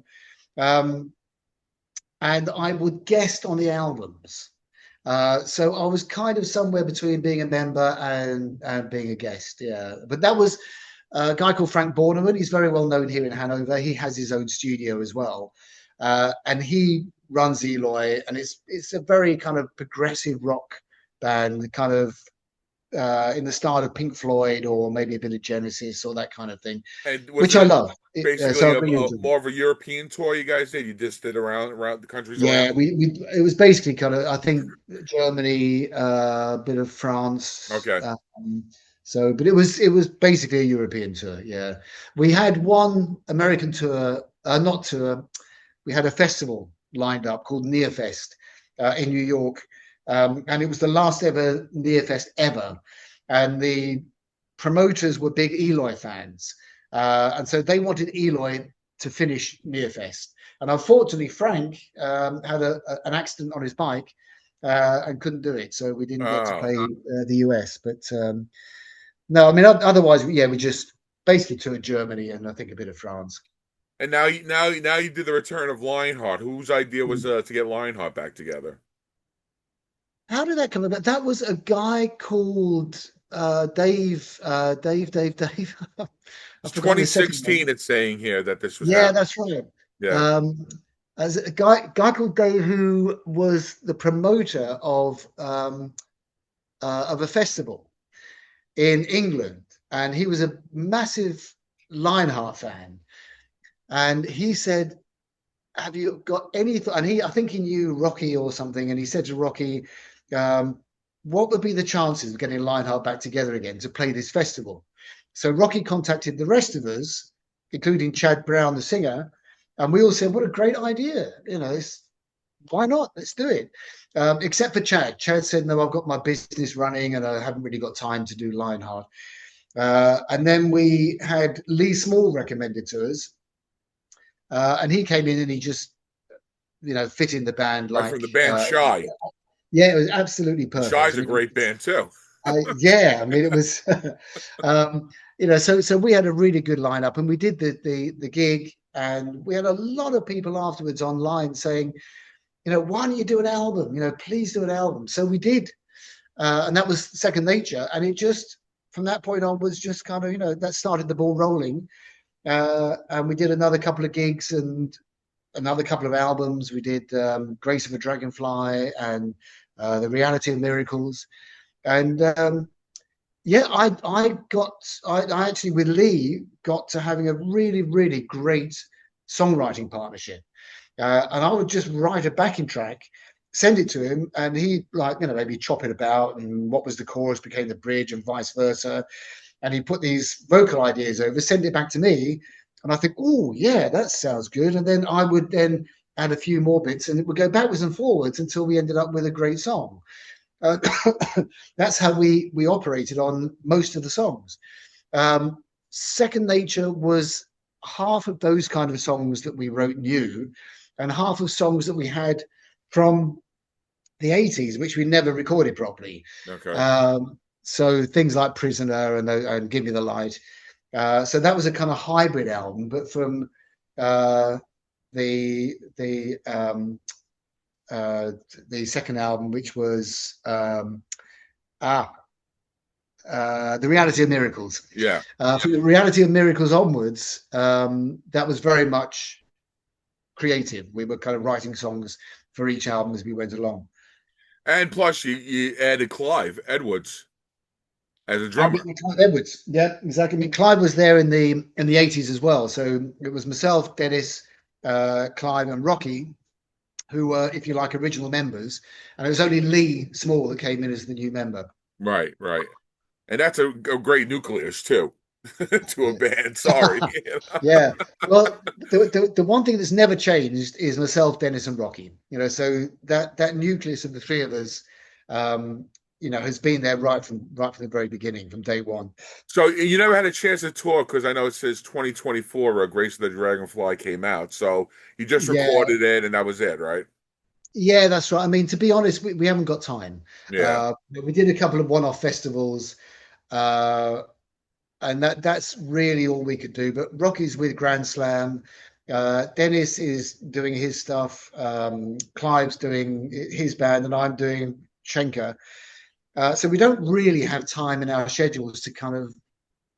If we're going to do it, we have to do it properly. So we'd have to Right. get together in a couple of weeks and rehearse up all the songs and practice the vocal harmonies. I'd have to score out all the vocal harmony parts. And we don't have record company tour support behind us. We just get support for the albums. So we couldn't really justify doing it, to be honest. So we just keep it to being an album band. So now 2016 comes around. Yeah. Wayne Finley's is out of the Schenker band, and you get the phone call. Yes. And I, so now is that just as a replacement or start new music? How did that um, about? no, that was a whole new project. So it was basically what gave Michael the idea was Alcatraz with Graham Bonnet supported MSG or the Temple of Rock rather at Right. one of the shows, and I think Graham came on and did a guest spot on one of the MSG songs, and Michael thought, wouldn't it be a good idea to actually do a band which is a recap of my whole post UFO era. So he called it Micheal Schenker Fest, and he wanted guys in that had been in the band before. So that was Gary Barden, Robin McCauley, and Doogie. Graham Bonnet. Doogie not yet. Oh, okay. Uh, that was me, as being from the Micheal Schenker Group, and Ted and Chris, Ted McKenna and And Chris Chris Glenn, Glenn. Right. from the early MSG period. Right. And so that was the band that came together. Uh, and then we added Doogie, from the Temple of Rock era, so that kind of brought it up to date. So we basically did all the songs from the very early first album, like Armed and Ready and Cry for the Nations, this kind of stuff, right the way up to Temple of Rock, and then the new album, which came out. I've forgotten what it was called. It was Resurrection or Revelation? Resurrection. Resurrection. Was, yeah. Um, and so yeah, that was the whole idea. Was it was kind of went over Michael's history. And then unfortunately Ted died in 2019, and then that's when Bodo came in. And then Chris got ill. He had a lot of problems with arthritis in his knees, and so we then brought in Barrett Courbois on Right. bass, which is now the current lineup. I had the pleasure of seeing you guys at Irving Plaza. Well, right. Which year was that? Oh, jeez. 2016 would it have been, or Oh no, did no, we do the first American tour? yeah, it wasn't 2018, I think, was our first American tour. let me just see. Because I was overlooking it myself. Now that tour itself is forget about it. The door's wide open for touring wise, right? Yeah, Japan opened with open arms, Europe with yeah. open arms, you know, and pretty extensive U.S. tour too, right? We did. Yeah, we did. We did a great US tour. Japan, as you say, we played the International Forum 2 nights in a row. It was we did European tours. Yeah, it was really good. Yeah, we did a lot of live support for that first album. In fact, the first two albums. And I saw I'm so mad that you guys were doing the meet and greets. And that Yeah, really was the perfect line to get a photo with that group. You know what it was? They were asking $300. And right. in realism, Mm. that's not a lot of money for all Yeah. you guys to get all you guys together, you know. But at the time, I was like, oh, I can't justify. And I'm Yeah. very good friends with Graham, as it is. Right. Okay. We're Yeah. buddies, you know. Yeah. And I took him out for Thai food on that gig. I took the funny thing. So I meet him outside, and I go, oh, let's go into this pub over here, you know, just to get out of the way. And of course, I almost opened up the door, and there's 20,000 MSG shirts. I said, I don't Brilliant. think we should go in here. No, right. So I literally brought him like 10 miles away, you know, so we got Yeah. have a bite. I mean, I mean, for me too, to work with Graham, to work with Gary, and obviously Robin again, with Doogie, and then, the Alex Harvey rhythm section. I was a massive Alex Harvey fan back in the Frame days. And I got a huge kick out of working with Ted and Chris together. It was fantastic. 2018, It was 2018, wasn't it? That's right. March 10, 2018. When we did the first American tour. Yeah. Yep, yep. That too. Oh my God, Steve, all those songs you had to learn. Oh, that was That that was was a lot of homework work. That was a lot of work. Yeah, but because you're yeah. talking like well over 2 hours, right? It was well over 2 hours. It was pushing three. Right, We would do a 2 hour 45 minute set back in those days. So that's and for no us old break. men, and no break. Well, the singers had breaks because they would come on No, but each. I'm saying you guys no intermission or No, anything like no, that. no, Straight no. on through. Yeah, that's right. For Michael, Ted, Chris, and myself, we had no breaks. So we had to make sure that there was a queue for the toilet, put it that way, for the bathroom before we went Right. on. And no, that was. But having said that, I love the songs, and it's a lot of fun playing those songs. And before you know it, the 2 and 3/4 hours is gone. So it Right. was it was if we were playing every night, it was quite grueling. It was taken out of you because you put a lot of energy into it, and over 2.5 hours, that's kind of quite a long set. Um, but it was enjoyable. But it does make you very tired. Yeah, You know, it was great too. The response when Graham came out. I mean, yeah, the roar that yeah, you would hear, and I have like the box set that the guy you guys came out when you did Japan. You did that open Right. air festival there, Yeah. and just the response because we all got robbed of the assault attack tour, Right. you Yeah. know, and to him come out and still, I mean, boy, can he still belt it out. Yeah. Oh, yeah. That's right. Yeah. It's unreal, and Yeah. it was it really was a love fest for all of us Yeah. Shanker friends, Well, for having you I mean, guys there. for me, it was a real trip to meet Graham because I was a massive Graham fan back in the day.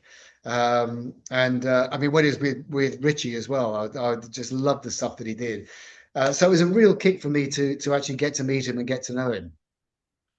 And now after Shanker Fest, now what was the next thing? You recorded again, right? The new out you started to record. Now he started Yeah. doing now you guys got the idea now. Let's start doing albums with the singers too now, right? That was after Exactly. Shanker Fest. Yeah, that's right. So we would do Schenker Fest right up until COVID.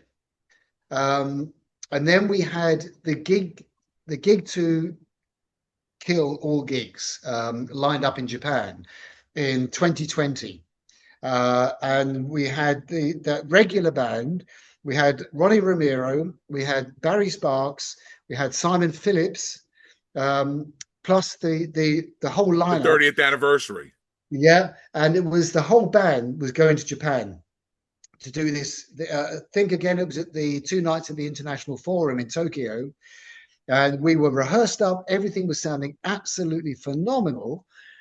And 3 days before we were due to fly out, the promoters phoned us and said um, the Japanese government have said there could be no live performances. So we had Shut to everything cancel down. the whole thing. The Wow. whole thing went out the window, and that would have been the gig to end all gigs. It would have been so every one of us was so looking forward to that. We'd rehearsed up with Simon and with Ronnie, and and the whole thing was just cancelled. So obviously we couldn't do anything for 2 years after that. And then Michael took the opportunity to use that to put Micheal Schenker Fest to bed, and then went back to MSG again. So now, what did you do during your times of COVID? How'd you keep yourself busy? I just worked in the studio. And in my studio here, we did a Lionheart album. I was doing a lot of session work for different people. I just had, for some reason, I had a lot of keyboard sessions, even though I prefer guitar sessions. And but a lot of stuff was coming through the studio, so I kept myself very busy that way.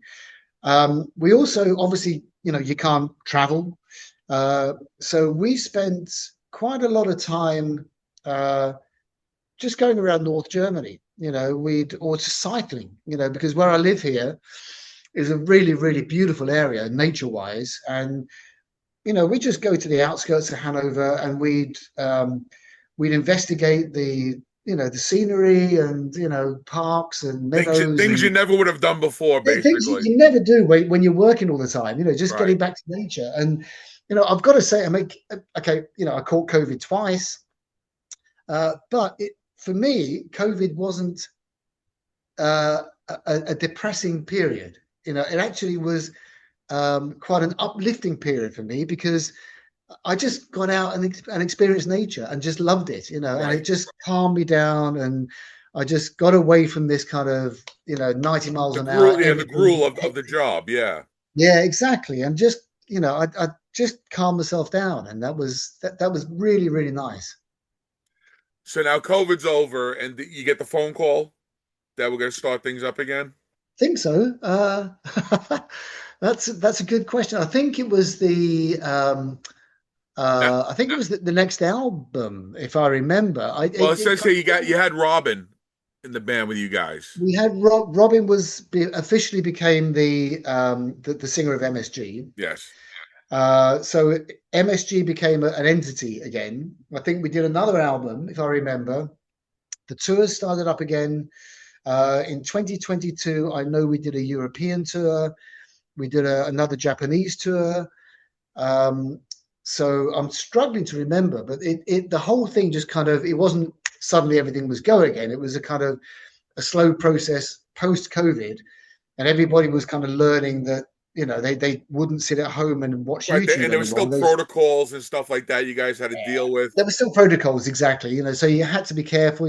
Still had to wear a mask, but at least people could go out to concerts again. But it was pretty weird, going out on stage and then you'd have like 2,000 people uh, or 2,000 masks with heads behind them. It was Yeah, that must have been strange. quite a strange feeling. Yeah, that's right. Yeah. And same thing in your backstage area too. You guys, had to get tested all the Yeah, time to make sure that you guys are okay and stuff. Uh, yeah, exactly. That's right. no Yeah, tour, yeah. nothing got canceled, right? You guys went through. No one got anything on the tour itself. No, no, we didn't. We may have done, but we didn't do the test. We tested ourselves when we came back from tour, and more often than not, it was COVID. Um, but we knew that if we tested while we're on tour, we then have a responsibility to say, okay, we can't finish the tour, and we had to finish the tour, obviously. But we'd wear masks, we'd be very conscientious. And when we were with each other, we'd always wear a mask and, take it off when we just went on stage and that was it. Remind me, Steve, were you in the band when Herman and Francis toured? No, that was Temple of Okay, Rock. Yeah, that was just okay. before 2016. Yeah. Oh, so Wayne was with them for that part. Wayne was with them Okay, right way through to, yeah. So basically, Herman, Francis, and Wayne were then fell off the Schenker lorry, and that's when the rest of us came into the okay, place. okay. Yeah, And so now how did Robin disappear for Ronnie to come into play? that's a very good question. Crikey, I can't remember. I think Michael actually heard Ronnie. I think when we were rehearsing for Japan, which got cancelled, I think Michael was very, very impressed by the way Ronnie could impersonate Gary and Graham. And I think Michael thought that Ronnie would be more suitable because we used to do, a lot of the old songs like Cry for the Nation, stuff like this. Right. And I think he felt that Ronnie was more suitable to making those sound the way they originally sounded. Okay. So I think that's why Ronnie came into the band. And then Ronnie left, and there were two or three. He was doing the Eurovision Song Contest I think for Romania, and so Ronnie had already said, "I need to take a week off during your European tour to go and do the European Song Contest." So we said to Robin, "Can you come in and do those shows?" And Robin, Okay. is great. Stepped up to the mark, um, and then Ronnie decided that he was going to leave the band. And this is about 2 or 3 hours before we were about to do a show. And he said, I'm leaving the band. He got up, checked out of his hotel room, and went home That night before the that gig? night. Oh, And that's the terrible. and the tour manager said, leave this to me. He phoned him and said, get your ass back here. You cannot leave the guys in the lurch like this. Right. So he came back and he did that show. And then Robin came in for the show after Were that. there any problems before this with him? Uh, Well, I think, you know what? I, yeah, I saw you guys now. You guys played Sony Hall right. Yes, with that's him. right. Yeah, And then too, you were pulling out Red Sky. You were doing a lot of really different types of songs in that set list too. yeah, You yeah. know, I'm honestly, I didn't think he was the right fit for the band. No, To be I honest with think you. to give Ronnie his due, he wanted to go out and do his own thing. He Yeah. didn't want to be the singer of a band anymore. I think he wanted to kind of make his own name as Ronnie Ramiro, which is fair enough. He got Blackmore to thank him for coming out of obscurity. You Yeah, know, oh, exactly. first That's of all, right. You know, you know. so I think he saw his career as kind of on the up and up, and I think he wanted to really go out as himself. Um, and I think I don't know, I think he felt that we were holding him back or something, and I think it just got to there was one day where he just got very frustrated, and he just upped and walked out. I think his hotel room wasn't ready, and which normally is never a problem. He just had to, wait for an hour or And he's something. young. But You know what the problem too? And he's young. yeah, and yeah, that definitely has something to do with it as well. So I think he just went, I've had enough, I'm off.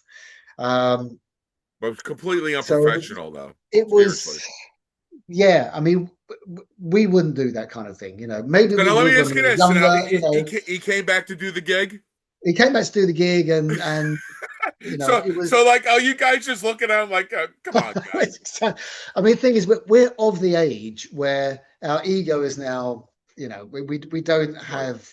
problematic egos anymore. So we just thought, let's just get through it, be nice on stage and everything. And then, he came in the dressing room afterwards and said, look, the real reason I'm leaving is because I want to push my own career and stuff like this. So we left on good Good terms. We terms parted in that on good sense, yeah. terms. Yeah. But I There's mean, no listen, there's no point in doing anything else. right. But I listen, in the hate it when you have bad vibes between right. ex-musicians that used to play with each other. There's no point. And how many shows did you have left for that tour anyway? There weren't that many. It was probably about a week's worth. So come Uh, on. on top of that week. In essence, he could have done a week's Oh, he could have done that. and Yeah, then said, exactly. That's right. "See you Yeah. later." You know, That's right. So as it happened, Robin had nothing planned, so he could come in and do the few gigs that he was going to do anyway, and and then he believe me, could I'm stay sure it was a on. pleasure. Yeah. People saw Robin on stage. Believe me, I'm sure it was a pleasure to see him on Well, stage. yeah. I think it went down very well. The Right. fact It that must have Robin been a was great there. surprise too for a lot of people Yeah. too to see him come It out. was the whole situation with Graham and Gary again. when Gary turned up to replace Graham That back was the in Reading Festival. 1981. Yeah, in the Reading Festival, exactly. Yeah. Yeah, I was there. And so it was a bit that situation. And I think a lot of people were actually quite happy to see Robin back. I'm trying to get Gary in the worst way because I really want to talk about the Built to Destroy album with Mm, him. mm. Because if you recall, there was a UK version made, and then when it came to be about coming to the States, Capitol, I think it was they were still on Capitol at the time, pushed to get Derek St. Holmes in the band Right, because they wanted for some reason they wanted a rhythm guitar player that could sing that way, and Derek is a singer and a half, right. I Yeah, mean, he is. geez. That's right. And Yeah, to be honest with you, Gary's voice at that time was it was still there, but not the Gary yeah, Barden of the yeah, first two albums. So you can even see it's funny. You can even see on the live from Hammersmith show that there's yeah, a little disdain that yeah, that yeah, Derek is singing some songs, lead yeah, vocals on some songs. yeah. Right. Yeah, but he did have a great voice. That's A true.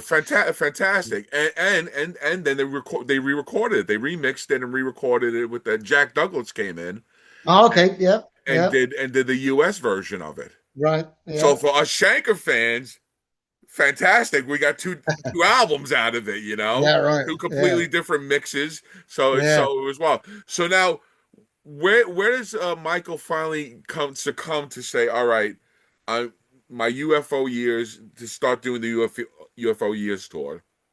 I think Michael is he's very philosophical now, and I think he knows that he's 70 plus, and he relies a lot on his fingers working well, which they are uh, Still great at the moment. fantastic.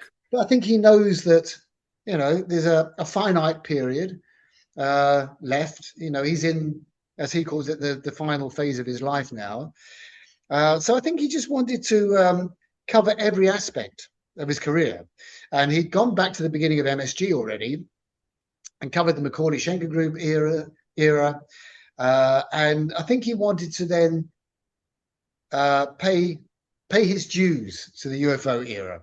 So he recorded an album. And he wanted it specifically to be a completely different band. So he got, Barry Sparks and people like this in to do that album. We weren't on the album, and but then we came in to do the tour. Right. So that was his way, I think, of kind of completing the whole uh, tapestry, if you like, of his post Scorpions career. Whether he'll ever go back to doing the Scorpions, probably not. But he's certainly now got the UFO uh, part of his life included in his kind of retrospective, if you like. Yeah. So I think that was the idea behind that. It was also a good opportunity to get people like Axl Rose and Slash, and a lot of well-known. John Norum came in, and a lot of well-known musicians to come in and guest on the album.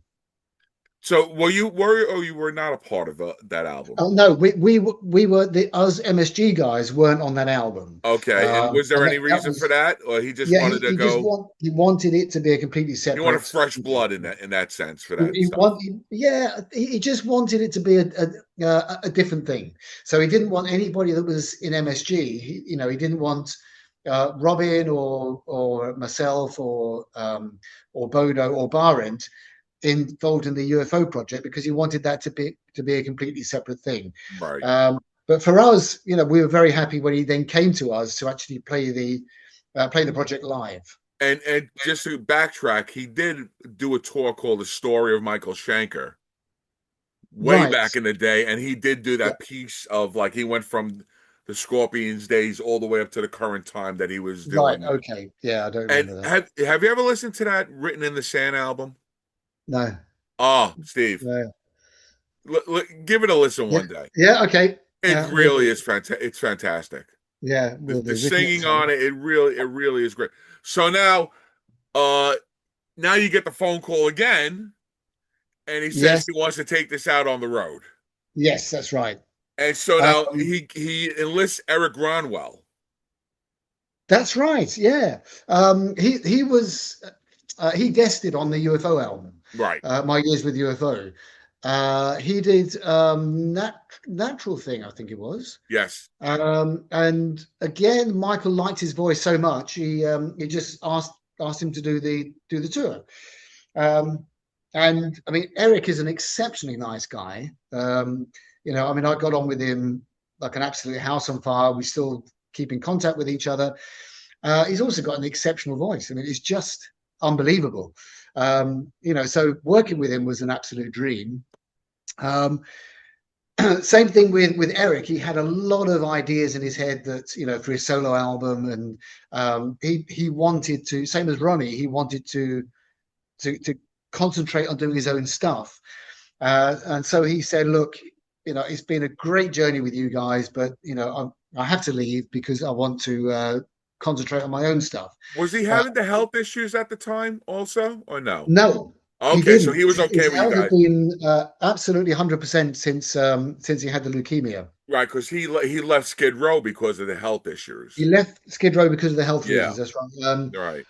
Right. Because that was, I think, Skid Row. Skid Row was after he was in hospital. If I remember, I read his book. He's got a great biography He called wrote a Power. book already. Yeah, he's written the book, and it's a The very. kid's just out. The kid is just out of diapers, and he wrote a book already. I don't know how I don't know how he does it all. It's incredible. But he wrote a book called Power, but which is, if you're an Eric Gronwell fan, then it's well worth the read. I can highly recommend it. And I've read the book, and it's quite a path he went through. He took there, and he absolutely refused point blank to let leukemia beat him. And he had advisors, spiritual advisors who were saying to him, "No, you will beat this." And he never ever at any point had any doubt that the leukemia would get him, and he came through it, and he's now 100% healthy again. And it's I have to say he's an inspiration. And I've told him that, and as I say, he's an exceptionally nice guy, and we had a lot of long chats on the road, and he's doing very well for himself now, and I certainly wish him every success. So how did the new vocalist come into play when Eric left? That was okay. We had a guy called uh, I call him Leah or Dimi, Dimitri Leopakis, who's a Greek guy living in Germany, and he came down to the rehearsals for the European tour that Eric was doing, um, as Eric's standby, just in case Eric had any kind of health problems. Right. So Dimmy, so Leah, um, we each day we go through the whole set with Eric, and then we go through the whole set with Leah, and then for the whole tour, um, Leah would basically he wouldn't be doing the tour. He'd just be sitting out while Eric did the tour. And then I think towards the end of the tour, something came up that Eric had to do. Um, and I can't for the life of me remember what it was. But Eric said, "Look, if it's possible, I can't do these few gigs, so can we get Leah in?" So Leah came in, did the live shows, worked out brilliantly. Completely different type of singer to Eric, Yes. but was probably actually more like Phil Mogg. Was that kind of approach. And so after Eric then left the band, then Leah obviously was the logical choice, and he came in, and the tours we've done since with Leah have been great. Yeah, I got to see you too on when you played Manhattan. You played a Palladium Okay, yeah, that right, show. yeah. What's your favorite UFO songs doing on this tour? Favorite UFO song? What do Oh, you enjoy playing? good question. I probably Love to Love, Okay. just because I love the song. And it's I that the keyboard riff is so hypnotic. It's actually difficult to play it non-stop right the way through the song because it's so hypnotic. And then it goes into this great um, timing. Excuse me, I'm talking too much. Sorry for that. um, it goes into this great time change, where the whole, dum dum da dum dum Yeah. dum, tubular bells type of feel. Um, and I'm having to play, keep the riff going, and I'm playing high strings on a sampler, and then it's for me, it's like every single limb of mine is sustained pedals going, hitting the sampler, and all the playing the riff at the same time. Uh, so as well as loving the song, I just feel good when I play it. And Yeah. then I come in with the power chords at the end where Michael does his phenomenal solo. And it's just got everything for me. It's got atmosphere. It's got, um, it's a challenge to play. So I think that's my favorite song. I'm very partial to Mother Mary and This Kids. Uh, Absolutely the same for me. Yeah, that comes probably joint first and joint first. Those Especially two that songs. hard blues that dan dan dan Yeah. dan. I know, It's and I get to do an organ solo in that song, and natural thing I love because I get to do a guitar solo. I lights out. Love that song too. And at the end of it, Michael and I do like a guitar duel, where he plays a solo, I play a solo, right. he plays a solo, I play a solo, and I love all that. It's great. It's I feel quite privileged. You got the best guitar player in the world on the other side of the stage, and he's saying to me, "Take a solo." It's how Well, much better you does it get? during the Ronnie times, was it Too Hot or Only You Can Rock Me that he made you do the solo too? I think It was no, it was too hot. Too Hot. Right. Right. Yeah, too hot because only you can rock me. I just play on organ. Right. Uh, Right. Right. and there is a little solo section in that, the da da da da da da. But it was too hot where I do the end solo. That's right. Right. I'd still do it. Which is nice because all of a sudden you're hearing the lead guitar and look, Michael's not doing it. You go, oh, we gotta switch your head that way. Oh, I Steve's know, doing I it know. now. Well, I have to say, I have a good laugh when I watch YouTube videos because it's always on Michael Centered while on I'm playing the Michael. solo, and Michael's just, his hands stationary. And, the guy taking the video is convinced somehow that this stationary hand from Michael is playing this solo. But, Right. Right. you know, Right. that's what you And he get. stays on him. Right. Yeah, it's my own fault for playing in a band with Michael Schenker. So now you guys did a special show that I know that was recorded in Budokan. I wasn't involved in that. Oh, what happened with that? That was okay.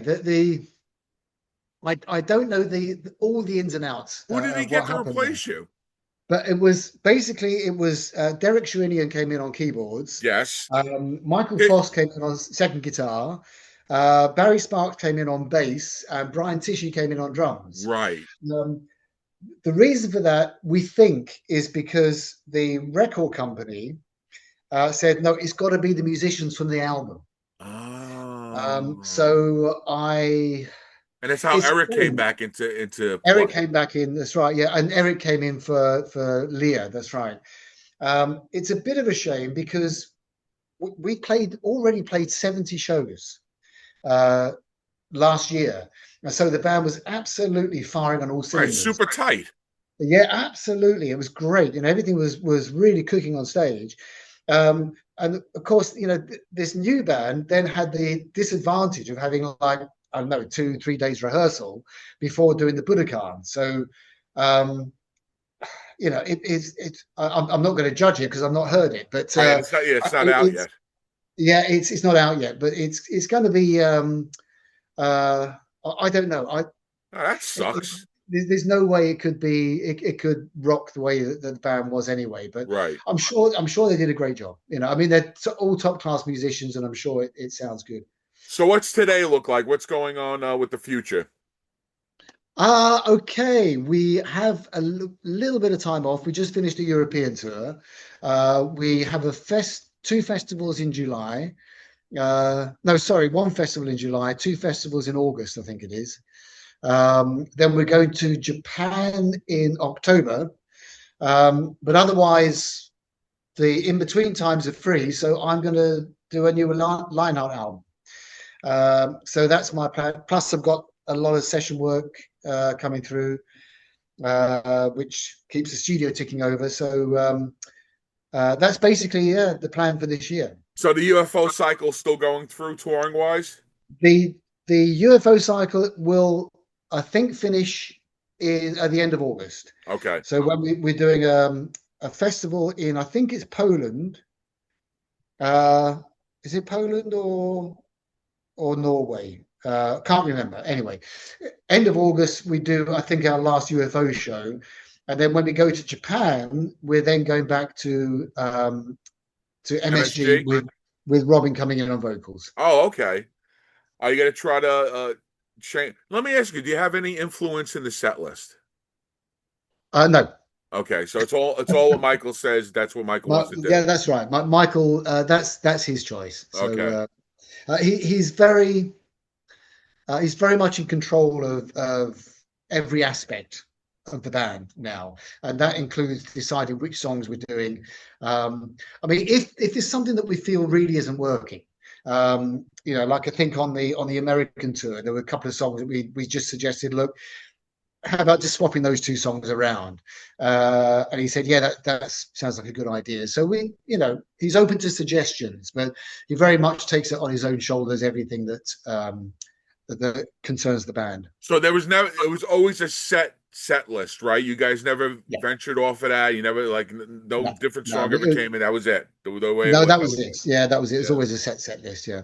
And do you prefer that too, or are you a type of guy that you would like to add something or take something away? It all depends on the band. If you're in a band of jammers, that actually like Toto or something, where they just go off on a number, Yeah. and you just jam something, then absolutely, I love that, and I used to do that a lot back in the 70s and 80s with bands I was in back then. And I love jamming. It's great. I've always done it. But in MSG, Michael's approach is very, very much, that's uh, the arrangement of the song, that's the format of the song, and that's the way we play it. He's And laser and it focused has, that way. yeah, it has a lot of advantages that there's no chance of getting lost or thinking how do we get back into the verse and this kind of stuff. Everything is worked out, and so everything is um, very, very precise and very confident. My joy is every time you guys came in, I would say, how long is Rock Bottom going to be tonight? And I I and know. I have one recording 18 minutes long. Whoa. And that's just the song. He was on fire that night. Yeah, He that's just right. kept playing. You had a long bathroom break that night. Yeah. Well, we're going back now to Neil. I never get bored of just because what I play on keyboards is just very simple. So in Rock Bottom, I just listen to his solo, to Michael's solo. I never get bored of it. It's just fantastic. The sound, the structure, the riffs. it's just amazing, you know. And the same thing.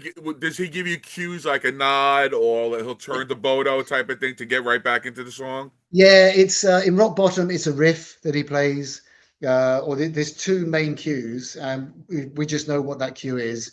And things like what's the other one where actually in this kids he used to give a nod when it went from his guitar solo to the organ solo, but we now make it a set length, so he doesn't even have to do that. Okay. And same thing. So he's like after October, that gig, you don't know what you're doing with them anymore then, right?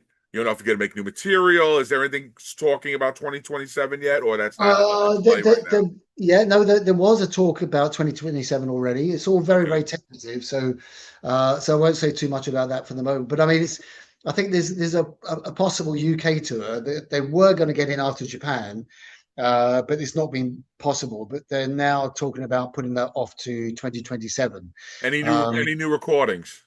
Any new material? Nothing talked about yet. Okay. Doesn't mean to say that there won't be something coming along. But at the moment with MSG, there's no new recordings. We've just he's just released the what was it? Don't Sell Your Soul album, which we will probably be promoting next year anyway, because we've not had the chance to promote that yet because we've been doing the UFO stuff. Right, right. So don't. It's a bit strange because Don't Sell Your Soul, the album came out, and then we did the UFO stuff. So it's not really had its fair share of promotion. So I think that will get promoted first before we do a new album. It's a weird album cover. Yeah, we No, won't say again, anything about that. my opinion. Yeah, It's a weird album cover. I'll let you do the talking on that one. I Now, don't mind. here's another thing I want to ask you. For a while, he was wearing the baseball hat, Yes, right? And then he came in with this babushka type of thing with the yes, sunglasses. yeah, Did it just one day he appeared and that was on his head? yes. And like that's his basically he makes those things his uniform for the show, right? Exactly. That's his yeah, that's his trademark. Yeah. So he still wears it, you know. I mean, it's got to be hot, you know, underneath That's that just thing. under the lights. I mean, and the same, and then like he's very intensive, and you Yeah. know, it's one thing I really don't never see. Does he sweat? I never really see him sweat. Yeah, I think so. Yeah, I think he does. And let me ask you this too: at the end of a gig, how is he after the end of a gig? Does he go off to it with himself, or is he with you guys, or is he in a Um, mellow area? What's his mood towards at the yeah, end of a gig? it varies. There's not one set move. There are gigs when he'll come into the dressing room and he'll sit and have a chat, and you know, we'll talk about the gig and what's working in the songs and stuff like this. And then he'll shoot off. So he'll talk to us for like 10 minutes or so. There'll be other times when he walks off stage and goes straight to his car and straight back to the hotel. Okay, Um, and it varies, you know. okay. So it depends what kind of mood he's in. You know, it's if he's very often in a chatty mood, and will come and have a chat with us, and you know, But uh, the dark days are over, basically, right? With him, they're over. Yeah, thank God. since I rejoined in 2016, he's been great, absolutely great. There's not. I've seen him in situations where back in the 80s he would have lost it and then grabbed a beer, and then that's the last we see of him for 3 days. And I've seen him in that situation where he's got angry about something, but he immediately comes down again, calms down, like any of us. And you know, which is fantastic. He's in complete control of himself now. Excuse me, I'm sorry. And I know he will never go back to being how he was. You know, he's absolutely uh, he's very self-assured. He's self-confident. He knows what he wants. He doesn't need to go and get wasted somewhere or do this, that, and the other. Right. It's a completely different Micheal Schenker to the earlier Micheal And Schenker. and does he And I have to say, appreciate the love of the fans now too? Does he know, how much he's yeah, appreciated now too? absolutely he does. Yeah, and he may not say it because he's still not the biggest communicator Right. of empathy or compassion and stuff. Um, but it doesn't mean he doesn't feel it, and I know he feels it. I know he's kind of very, very grateful to the fans. There's no question there. But there always was a little communication thing with Micheal where it doesn't always know how to get his point across, or it doesn't always know how to say thank you. But um, if he gets something wrong, he'll always say sorry. If he's done something wrong, or if we lost the timing in a particular song, and he'll come back in the dressing room and say, "What happened in Lights Out?" We say, "Well, you played it one too long." It's like, "Oh, did I? Oh, I'm really, really sorry about that." And back in the 80s, there's no way he'd have reacted like that. Right, So, right. he's a really lovely guy now, I have to say. That's fantastic. I'm Do you going to have make myself anything? nice Do as you have well. anything you like to promote? A website Uh, or yeah, okay. I would absolutely. I mean, anyone that doesn't know me in Lionheart, go and check out Lionheart, please. All the albums are on Spotify. Um, you know, iTunes is on there. it, Also, let me get. No, I'm joking. Let me get to this. There's an LA based Lionheart, and yeah, I've DM'd you and spoke to you about that when the new album came out, because when I went onto iTunes, they came up. Now, yeah. is Lionheart trademarked? Uh, we went into this, and yes, it is. It's because the Hot Tonight album came out on CBS in America in 1984. We have been told by a lawyer that we went to see here that that is good enough for us to claim the name. Okay, So we officially have the name. Um, we again, we do get some some of their fans coming onto our site saying, what is this? This isn't the Lionheart that I know and love. We have our fans going onto their website saying, what is this? This isn't exactly. our band.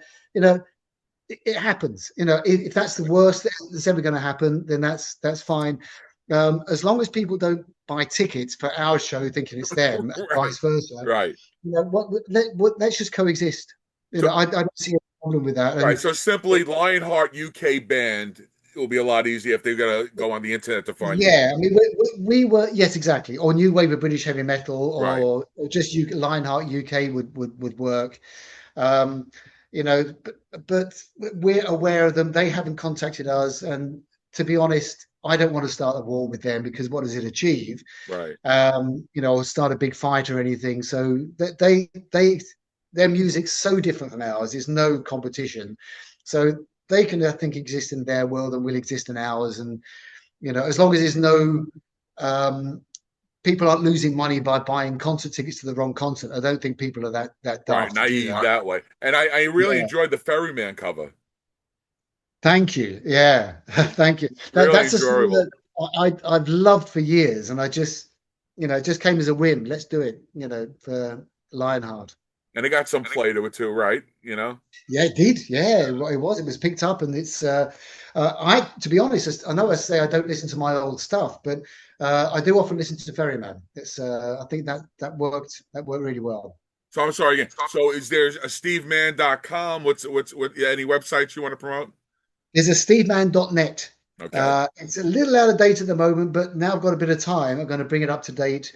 And on there, it's got all the links to my Facebook and Instagram and YouTube. So you can use that to go to my other sites. But yeah, it's Steve Mann, STEVEMANN, one word, .net. And that will bring it up. So And you're keeping go ahead, go ahead. I was just about to say I'm also doing a solo album at the moment, so I'm Oh, hoping to great. put that out later this year or early next year. So Are you doing everything or who you bringing in for that? I'm doing everything because it's going to be an instrumental album. Oh, okay. So everything instrumental I'll be doing myself, Are you doing and the drums electronically or you actually drums electronically. Yeah, okay. I've been programming drums since about 1972. Yeah, that'll be myself. And that's for next year? And that's going to be, I would think, judging by the speed things go, I'd say that'll be next year. I've got 5 tracks recorded already. So there's not too much more to do. And then I'll see if I can get it picked up by a record company, Okay. and then we'll kind of take it from there. And what was and is the vocalist gonna stay for these tours? He will be doing all the UFO stuff. Do you mean for Michael now? Yes. Yeah, he'll be doing all the UFO stuff, and then for MSG Japan onwards, it'll be Robin. Robin's coming Oh, in. great. Oh, great. So everybody's got a nice treat for that. Yeah, that's right. Yeah, so that's what the singer is really what differentiates, I think, between the UFO stuff and the MSG stuff. Right, right. All right, It'll be nice to work with Robin. Steve, I want to thank you for putting up with me this long. It's been a while, isn't it? It's I been a know. while. So don't go away. I want to thank you, Okay. after the show. So Yeah. everybody, thank you for being here. It's been it's just been a great interview. And listen, for Schenker Freaks, we got a lot of information there. So I want to thank everybody for being here on episode. I am again your host, Paulie Christine. This is Hard Rock History. Thank you so much. Take care. Cheers.